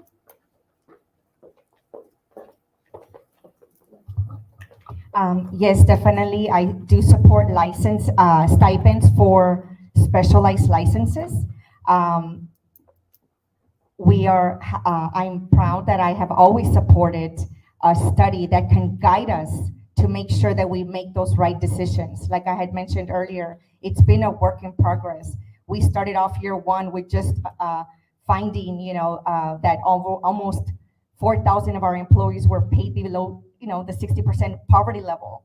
And we just took it to the next level the next year, looking at stipends and trying to close just the teacher gap. Within a 4-year period, we closed almost $10,000 of that gap, when in the 10 years before then, there had only been a $1,700 increase just for our teachers. So now that we move forward to other areas, other needs within the district, such as our classified, definitely support compensating them correctly. Thank you. Thank you, Dr. Tipton. And our next candidate, Ms. Drew Brown. I grew up in a family with several licensed plumbers, master plumbers, so I know what's entailed in the exams and the things that it costs to maintain those licenses. The district takes advantage of those licenses in several different categories, and we're not paying for them. We don't pay for them to achieve those investments to get their licenses, but we take advantage of them, and we definitely need to compensate better. In today's world, fewer and fewer people are getting degrees. They're going more towards licenses and certifications, and we've got to change with that too. And we need to be aware of how difficult and how much it costs to get those different certifications and licenses, and we need to pay them because they can make more in the outside world if we don't do that. So I definitely support it, and I think it's a move forward, and it would be a good thing. Thank you, Ms. Brown. And our final candidate for question number 10, Mr. Cowan. The only thing I ask, if the district doesn't pay for it, why not? I said a few minutes ago that stipends are not the only answer. If you have somebody that is improved in their skills level, they shouldn't be remaining where they are. They should be reclassified and be at a higher level. It's just that simple. So you can give them a stipend, but I've seen stipends be taken away. You build it into the salary structure, you build it into the occupational level, that people can do all this extra training. A journeyman plumber, a journeyman electrician, should be paid at a certain rate, whatever. Carpenter's helper versus a carpenter, master carpenter, other thing. They shouldn't be classified the same way, And what it looks like and sounds like here, that we have a misclassification problem that we need to address in the system. And on top of that, then we can build in these stipends. But we need to reward the person for those skills up front. Thank you. Thank you, Mr. Cowan. Our next question, our first candidate up would be Mr. Caballero. How do you plan to balance the budget and address the salary and compensation issues? Where will you propose cuts to afford salary issues? Thank you. Very good question. As I said earlier, right now it looks like we just turned to construction projects. I say we stop some of those construction projects that we really don't need. We save money because this is a very high costly inflationary process. We need to start implementing the same concept that we're implementing in our homes. Okay? We need to start saving money for construction projects instead of going off to bonds that the voters approve of. This business about us spending a lot of money in projects for pet projects, and then my question is, we could have paid off bonds, and somebody right now said, oh, that was not our deal. Well, it's our deal. It's all our deal. This community's deal. We've got to change. We've got to do business in a different manner so that we have enough money to start compensating employees. Thank you. Thank you, Mr. Caballero. Our next candidate is Ms. Denise Garza. How do you plan to balance the budget and address the salary and compensation issues? Where will you propose cuts to afford salary issues? So we've seen a pattern in BISD, and that pattern is every year we see a decrease, in enrollment. So 2 years ago, when I was first on the board, we cut 2 area administrators. We decided to cut from the top before we cut from the bottom. This last time around budget, we cut 2 more. Eventually, that's going to be the pattern, is we're going to start cutting from the top, not from the bottom. I don't want to tap into a teacher position. And also, like I have said in the past, there's certain numbers on the ratios that should not be included on budget compensation. And that comes to our office staff and to our deans. So next year, if BISD sees that pattern again with an increase or a decrease, we have to looking at the top first. So eventually we'll probably just be down to a superintendent and maybe a deputy. Who knows? We don't know what the future holds for us, but like I've said, the pattern is the loss of enrollment. Thank you, Ms. Garza. Our next candidate, Mr. Frank Ortiz. There is a district improvement plan that we need to look at the district level when it comes down to, the budget. There is a budget process that we need to follow. We need to take a look at priorities. And when I say priorities, it was mentioned a little while ago, it's just like your home budget. You only have so much. The district only has so much. So at home, if you want something else, you're going to have to cut somewhere else. Same thing with the district. You need to take a look at a study. You need to take a look and see what you have, what is priority for our district. Instead of giving $12,000, because some individuals have additional work to do, you're taking away from the campuses. They have additional work to do now. Did they get any? Not at all. So when we look at the budget, we need to be very, very careful when we start planning, and we need to study it carefully so that we can go with our priorities. Thank you, Mr. Ortiz. Our next candidate, Dr. Tipton.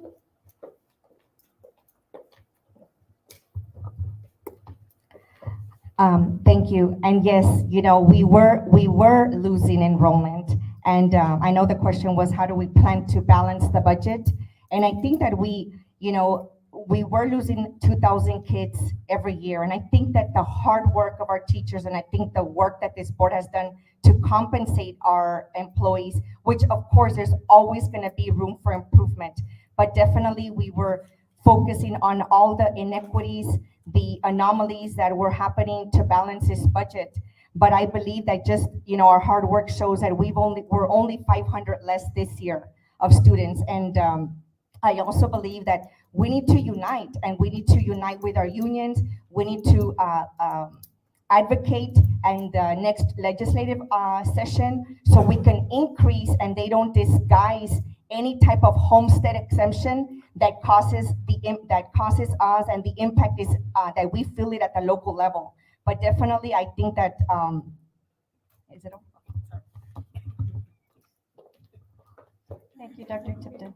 Our next candidate, Ms. Drew Brown.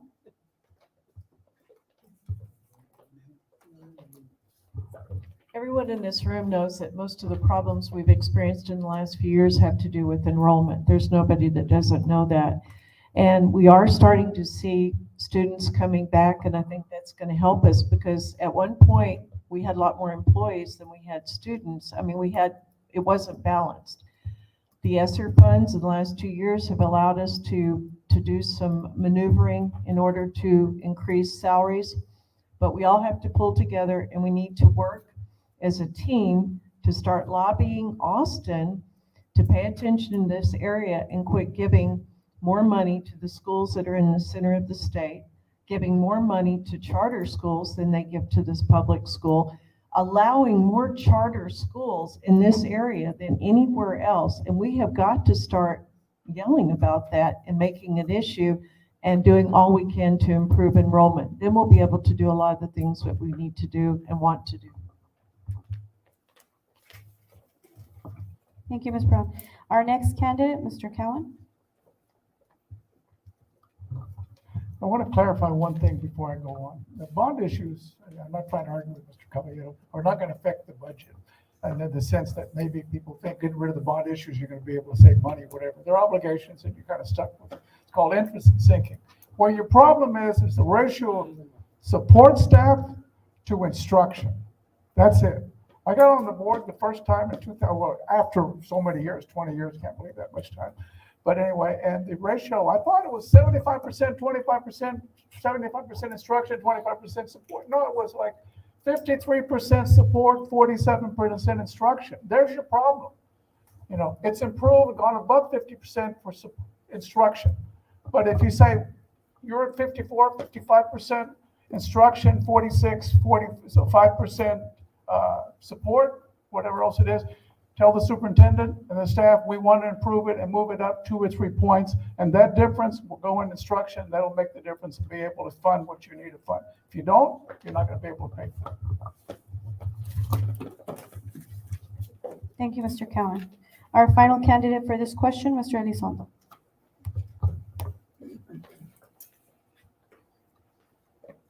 So they're saying that we got to pay more. We got to compensate more. But the only outcome that they have is to increase taxes. That is not a way of balancing the budget. You don't put the burden on the taxpayers because you failed to keep yourself within the budget constraints. Now you're talking about compensating employees. Yeah, they're compensating employees. And how do you do that? You cut at the top, right? We had one of the members come over here and say they cut at the top. They cut at the top, but not at the very top. Because at the very top, the administrators they canceled, or the AAs, they took away their pay, put them at an elementary school, and then they compensated the very top $12,000. How is it that you're going to balance a budget like that? You're cutting at the bottom. You're adding counselors. You're taking them away, but you're adding double duties. Teachers are teaching now English, reading, and you're not doubling their pay. And that goes with clerks. You're not replacing anybody. Thank you, Mr. Elizondo. Our next question will begin with Ms. Garza. What are your thoughts on social emotional resources for employees?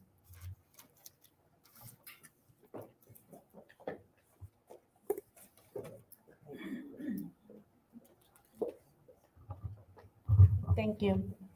So we've seen in these 2 years what COVID has done.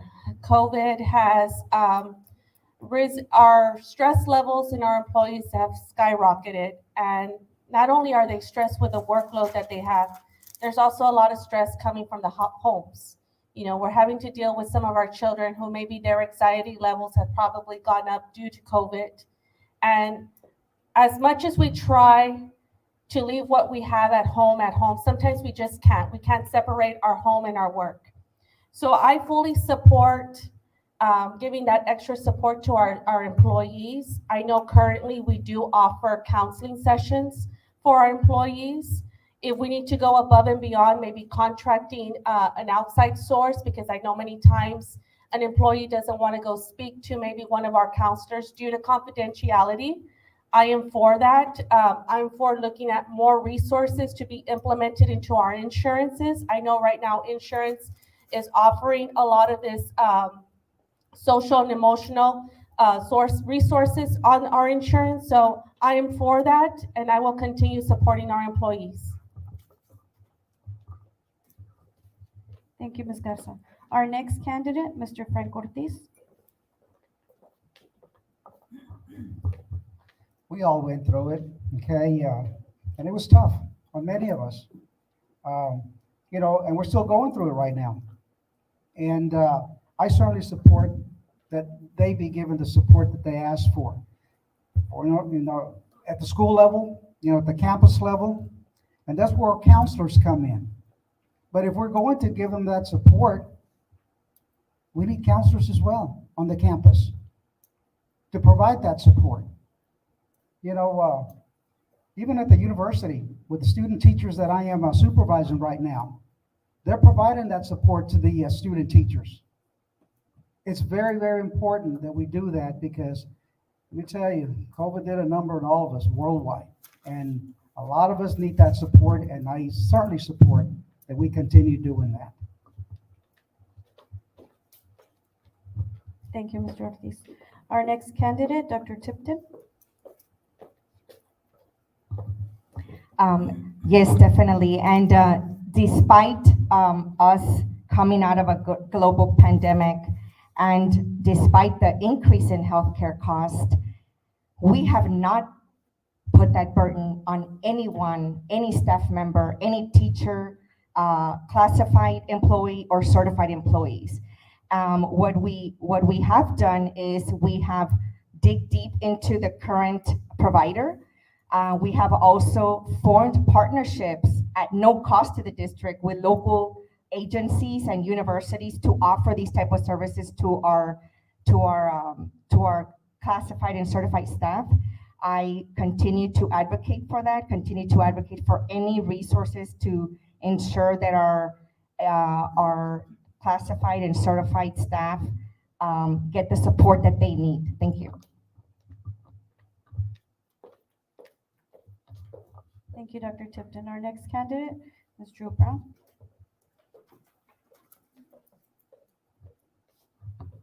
After the last few years, we all know that employee burnout, employee stress are very real things. I mean, we've all gone through something pretty horrific in the last few years.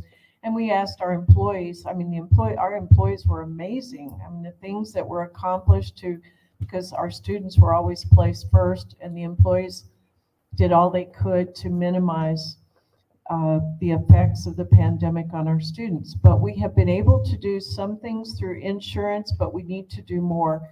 There's phenomena going across the country, the great resignation and things like that. We need to recognize that there is great stress levels, great burnout levels, and we've done some things, but we need to do more to keep our folks balanced and able to do their very best work for our students.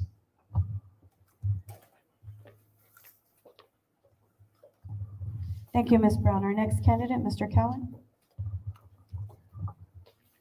There's a caveat to this, and that is if we're dealing with mental illness, which we may be talking about right here, it's something that's private and it cannot become public. It has to remain private between the individual and maybe the principal and the staff, or principal at the campus. So I'd say something to be very careful with. We have health insurance, and our health insurance does cover, some of the issues to treat mental illness and some of the stress. But I think part of the issue is just stress. Almost like I can't take it anymore. And like that movie, I'm mad, somebody yelling out the window, I'm mad as blank, and I can't take it anymore. That kind of feeling, And I have a suggestion. Let it start at the campus. You can send orders down from the main office, but you're not going to get it done. Principals need to get more involved and deal with it in a group setting with their staff and their teachers in the nicest way possible. Anyway, thank you. Thank you, Mr. Cao. Our next candidate, Mr. Elizondo. What are your thoughts on social emotional resources for employees? Um, Huge subject, especially with everything that's gone through. But we just cannot blame COVID on this. This is not just COVID related. This is duty related, work related. You know, it's the pressure that's put on every individual that's being added duties, you know, with no relief whatsoever. So we call it hitting the wall. I worked for the last 3 years in COVID unit. There is issues, but we cannot just blame COVID on it. We have failed the district employees on being able to see how we can help them. Most of these individuals, if they have a mental health issue, what do? They go, right? What do they have to use for them to be able to get a break? Because they can't go to the principal and say, you know what, I'm having a mental crisis, I need to go. What do? Send them to the nurse. Do you have high blood pressure? No, it's not. It has nothing to do. It's between my ears. And some of these individuals, what do they have to do to be able to get a break? Use their state and local days. Those are not reimbursable. We are putting the burden on our employees, and we're not facilitating them the mental health adequate programs that they need. Thank you, Mr. Elizondo. Our final candidate for this question, Mr. Caballero.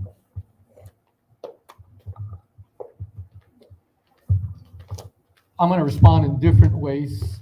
First of all, during the COVID, I had an employee who got COVID first time, gets it second time, gets it a third time, 3 different occasions.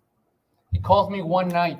I'm on my exercise bike, and he calls me in tears. He says, Mr. Caballero, I don't know how he got to dial my number, but he says, I don't know where I'm at. I said, well, pull over. I spent about an hour and a half before he could tell me where he was at. All he knew is that he didn't even recognize the guy in the rear mirror. Okay? A lot of counseling took place that night. I spent about an hour and a half before I could reach him and find out where he was at. It takes all of us to do counseling. And then right now, I have a lot of teachers and a lot of principals calling me. We've broken their spirits, folks. We need to change, and the change needs to be done quickly. Thank you, Mr. Caballero. Moving on to our final question, we will begin with Mr. Ortiz. What are your thoughts on the board dynamics? Do you believe in a board of 8 or a board of 7?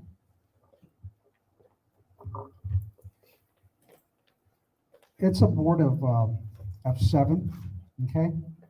The superintendent is responsible for daily operations of the school district. These responsibilities are not a role of a board member. That's our role. We support, we set policy. We support many of the recommendations that the superintendent will make. But then we also have the right to question. And it is us as board members that are going to make the final decision. Not 8, but 7. That is where I stand on that issue. And if elected, that's the way it'll be. A board of 7, with the superintendent answering to the board, not the board answering to the superintendent. Thank you. Thank you. Our next candidate, Dr. Tipton. Yes, thank you. I believe in a team of 8, because in order for us to get anything accomplished, we have to work as a team. However, I also believe that I am very knowledgeable enough to know that when it comes down to voting, anything that is brought to the board members, it's 7 votes, it's not 8. However, in order for us to bring that to the table, we need to work as a team. However, do we have to agree? No, that's why we always have to look at how we vote and how the team votes, and it's only 7 votes there. And that's why I want to add that I have voted yes for teacher salary increases for 4 years in a row, close to almost $10,000. Versus in the last 10 years, there was only a $1,700 increase. So we ask if we're a team of 7 or of 8. Well, when it comes down to voting, it's 7 of us. Thank you. Thank you, Dr. Tipton. Our next candidate, Ms. Drew Brown.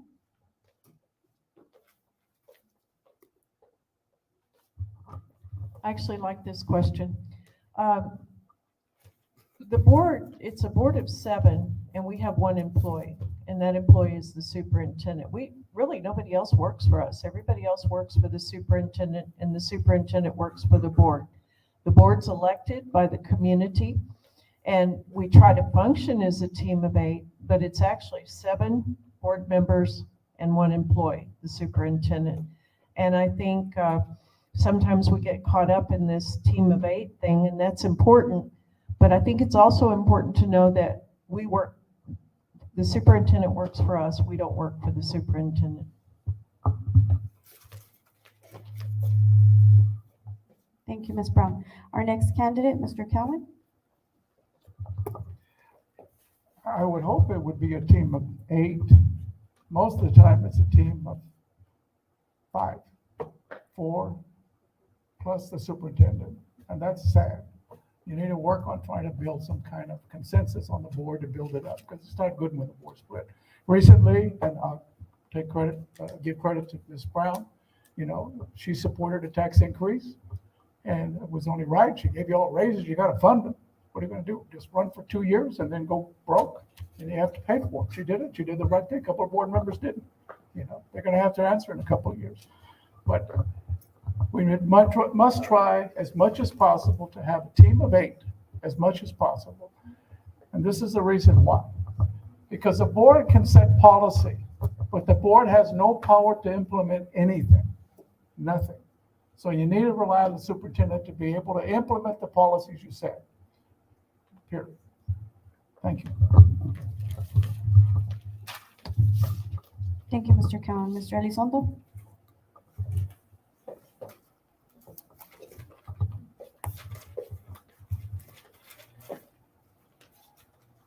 I don't believe that there's a team of 8. I think there's a board of 7, and that's the way it should be. The board dictates to the superintendent how the boat needs to be run. The role of the superintendent is to make sure that those goals are met. What happens, and it's been happening lately, is the superintendent believes that he has a role as a board member, and he carries himself as such because, like you've heard here earlier, they include him in just about every decision, and he probably has input in the decisions that the board is voting on. And yes, they voted on a lot of things, and yes, they voted on raises, but they also voted on increasing the taxes of the majority of the BISD taxpayers. I think it needs to stay as a board of 7, because that's the way the structure is. And if you don't believe me, go to BISD and look it up. It's there. There's not 8 people on that board, there's only 7. Thank you, Mr. Elizondo. Our next candidate, Mr. Caballero.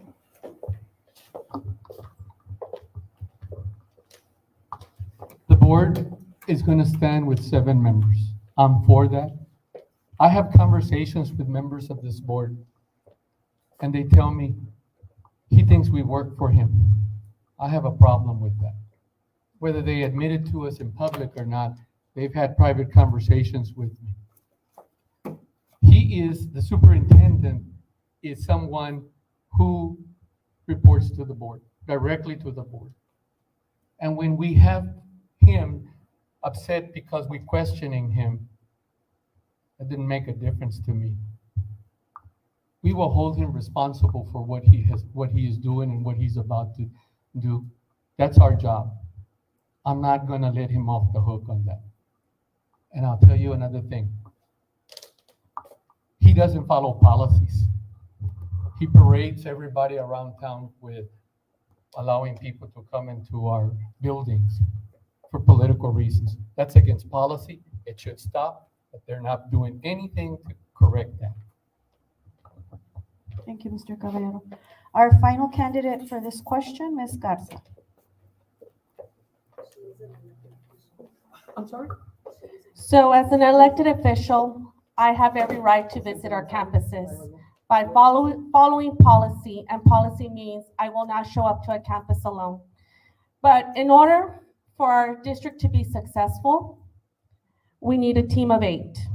And we need to have the trust of our community, the trust of our employees, and most importantly, we need to trust our colleagues that we sit with on the board. So with that said, yes, in order to be a successful school board and a successful district, it needs to be a team of 8. Because you know what? How do we expect our children to be successful if we're not behaving ourselves as board members? If we're acting inappropriately on a board, guess what? That is learned behavior, and our children will see that and not respect their elected officials or their educators.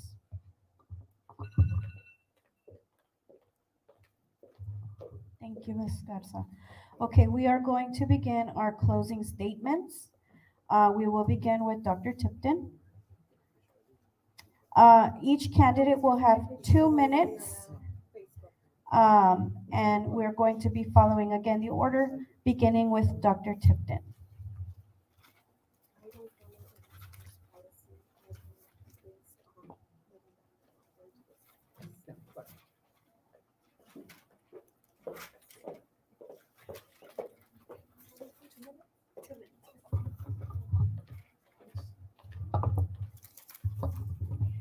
Thank you all. Thank you all for the opportunity to be here with you all today. And I just wanted to kind of wrap up because I know the 2 minutes will go by really fast.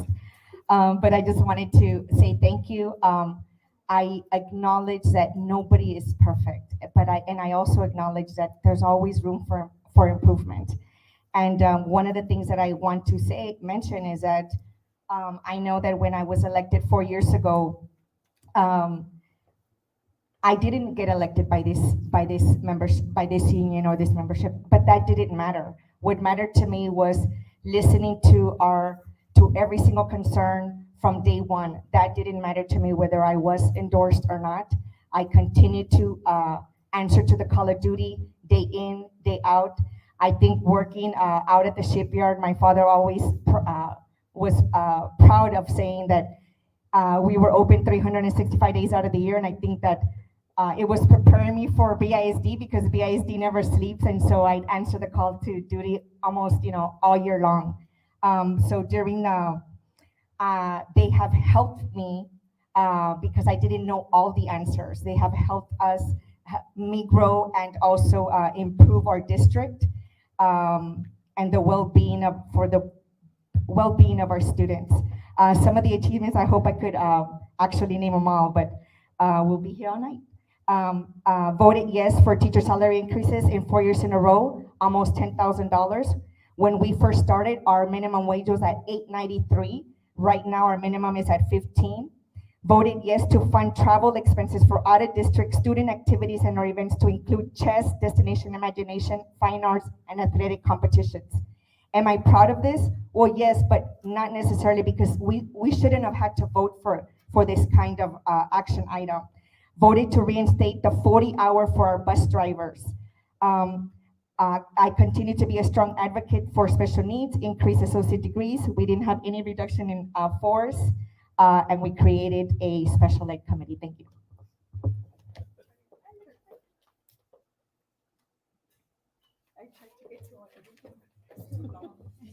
Thank you, Dr. Tipton. Our next candidate, Ms. Drew Brown.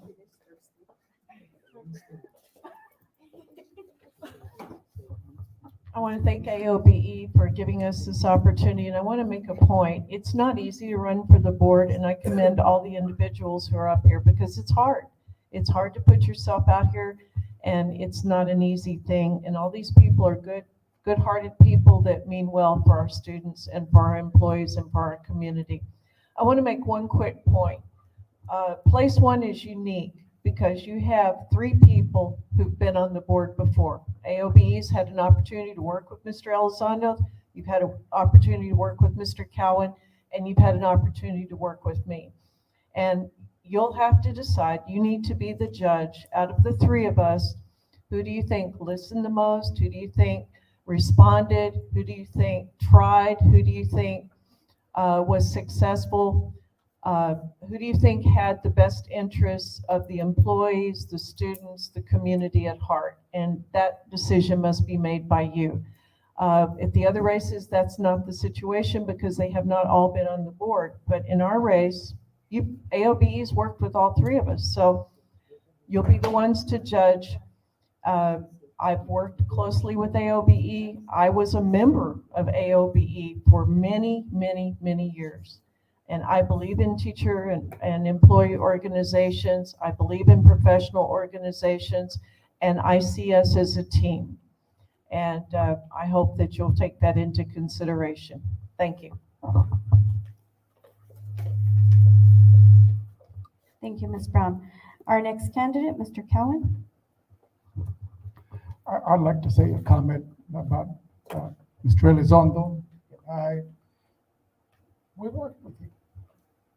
And you remember we worked with you. So if you judge us, judge us equally, because we all work with you very well, and I don't think you would disagree with that. It was very open, they listened to you, I listened to you, she listens to you. So that's not what's going to separate us. I want to go back to my closing as though I were arguing to a jury. And I said, my number one issue that I'm very concerned about is safety. I'm very concerned about that. I'm very concerned that somebody might try to get in and harm you on a facility or the campus.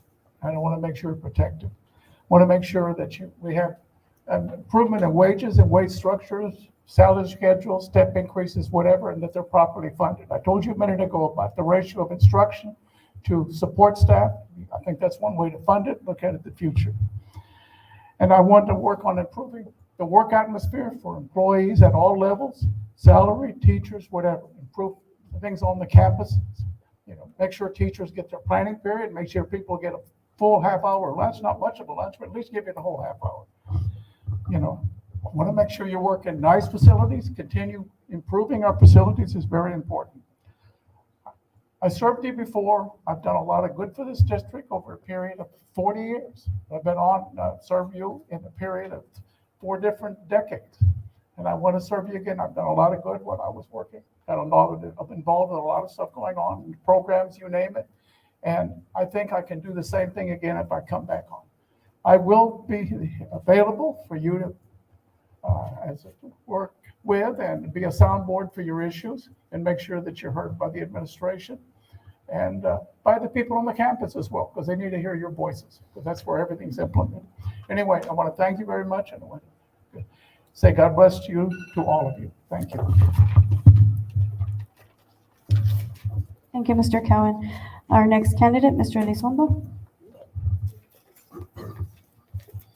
First and foremost, thank you, Ms. Borrego, Ida, members, for allowing this platform to be had here.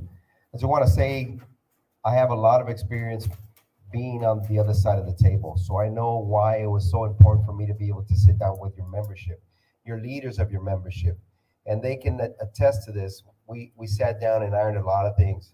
One of the biggest concerns that they had was step increases. We sat down, finalized step increases, and they were implemented. They're not there anymore. We should continue those talks. Second, and one of the, I think the biggest priority, of course, is safety. If you don't feel safe going to school, guess what your kids are feeling? The same or worse. So I am one of the biggest proponents about making sure that the staff feels safe, respected, and not only that, but is compensated as well, without being doubled work. Right now, you've been given raises, but you've been given double duties. So if you look at a per hour basis on the dollar amount, you're getting peanuts. That needs to stop. I'm committed to making sure that you get equitable pay and also making sure that you are respected and have a proponent on the mental health aspect of this, not only just because of COVID, but because of all the duties that you're being made to do. Again, I just want to make sure that I'm able to represent you for the next 4 years. My name is Carlos Elizondo. Thank you. Thank you, Mr. Elizondo. Our next candidate, Mr. Caballero. Thank you. I just want to restate that I bring to the table my degrees. I have a bachelor's, a master's, a mid-management degree, 40 years of experience in the campus life and also the main office area. Also, I also have to share with you that as you move forward and decide which candidate is the best choice for you, I want you to keep these things into mind, okay? That you have a choice, and you have a choice for the first time to say, what do you want? Right now, we have a lot of low teacher morale. We have a lot of micromanagement. We haven't done anything for that. Everything, our principals are waiting to be told what they need to do. Okay? I am in the belief that independent thinkers creates shared success. All Fortune 500 companies follow that protocol. We got to look at workloads, staffing patterns. You know, I've heard we're going to need to talk to our representatives at the state level. I have to tell you, it's kind of late. We should have been doing that 4 years ago. Okay? Budget, we need a zero-based approach. We need to start from scratch. We need to know where we're heading with that budget.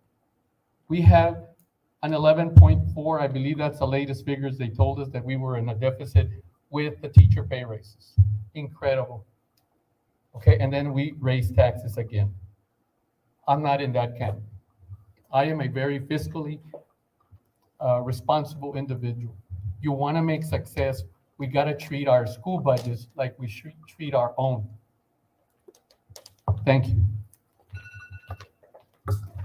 Thank you, Mr. Caballero. Our next candidate, Ms. Garza.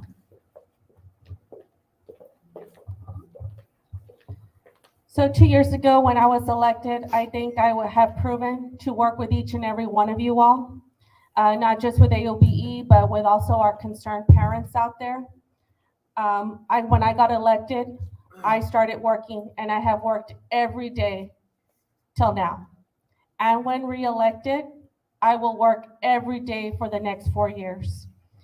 I'm continuing to work for our students, parents, teachers, and staff. And we have successfully moved our district forward because in these 2 years, we have continued to give you all raises and to even, we've continued to also work for our classified employees. We have many highlights. Unfortunately, right now, on a time limit, we cannot name all the highlights. But I will tell you, I've sat on other boards and I've been advocating for this community for years already. You don't need a degree to advocate for a community. And I have worked for the district before, and I have seen many times where classified employees have been mistreated. And back in 2016, I was one of those employees that my position was cut from the 2016 school board. And I would never allow that again to happen because I reached out to our board members and not one reached out to me with a concern that I had. And I swore that when I was ever going to be on a school board or any board, I would not treat any employee the way I was treated. So I'm continued to working, I'm committed to working for you all as I have done in these past 2 years.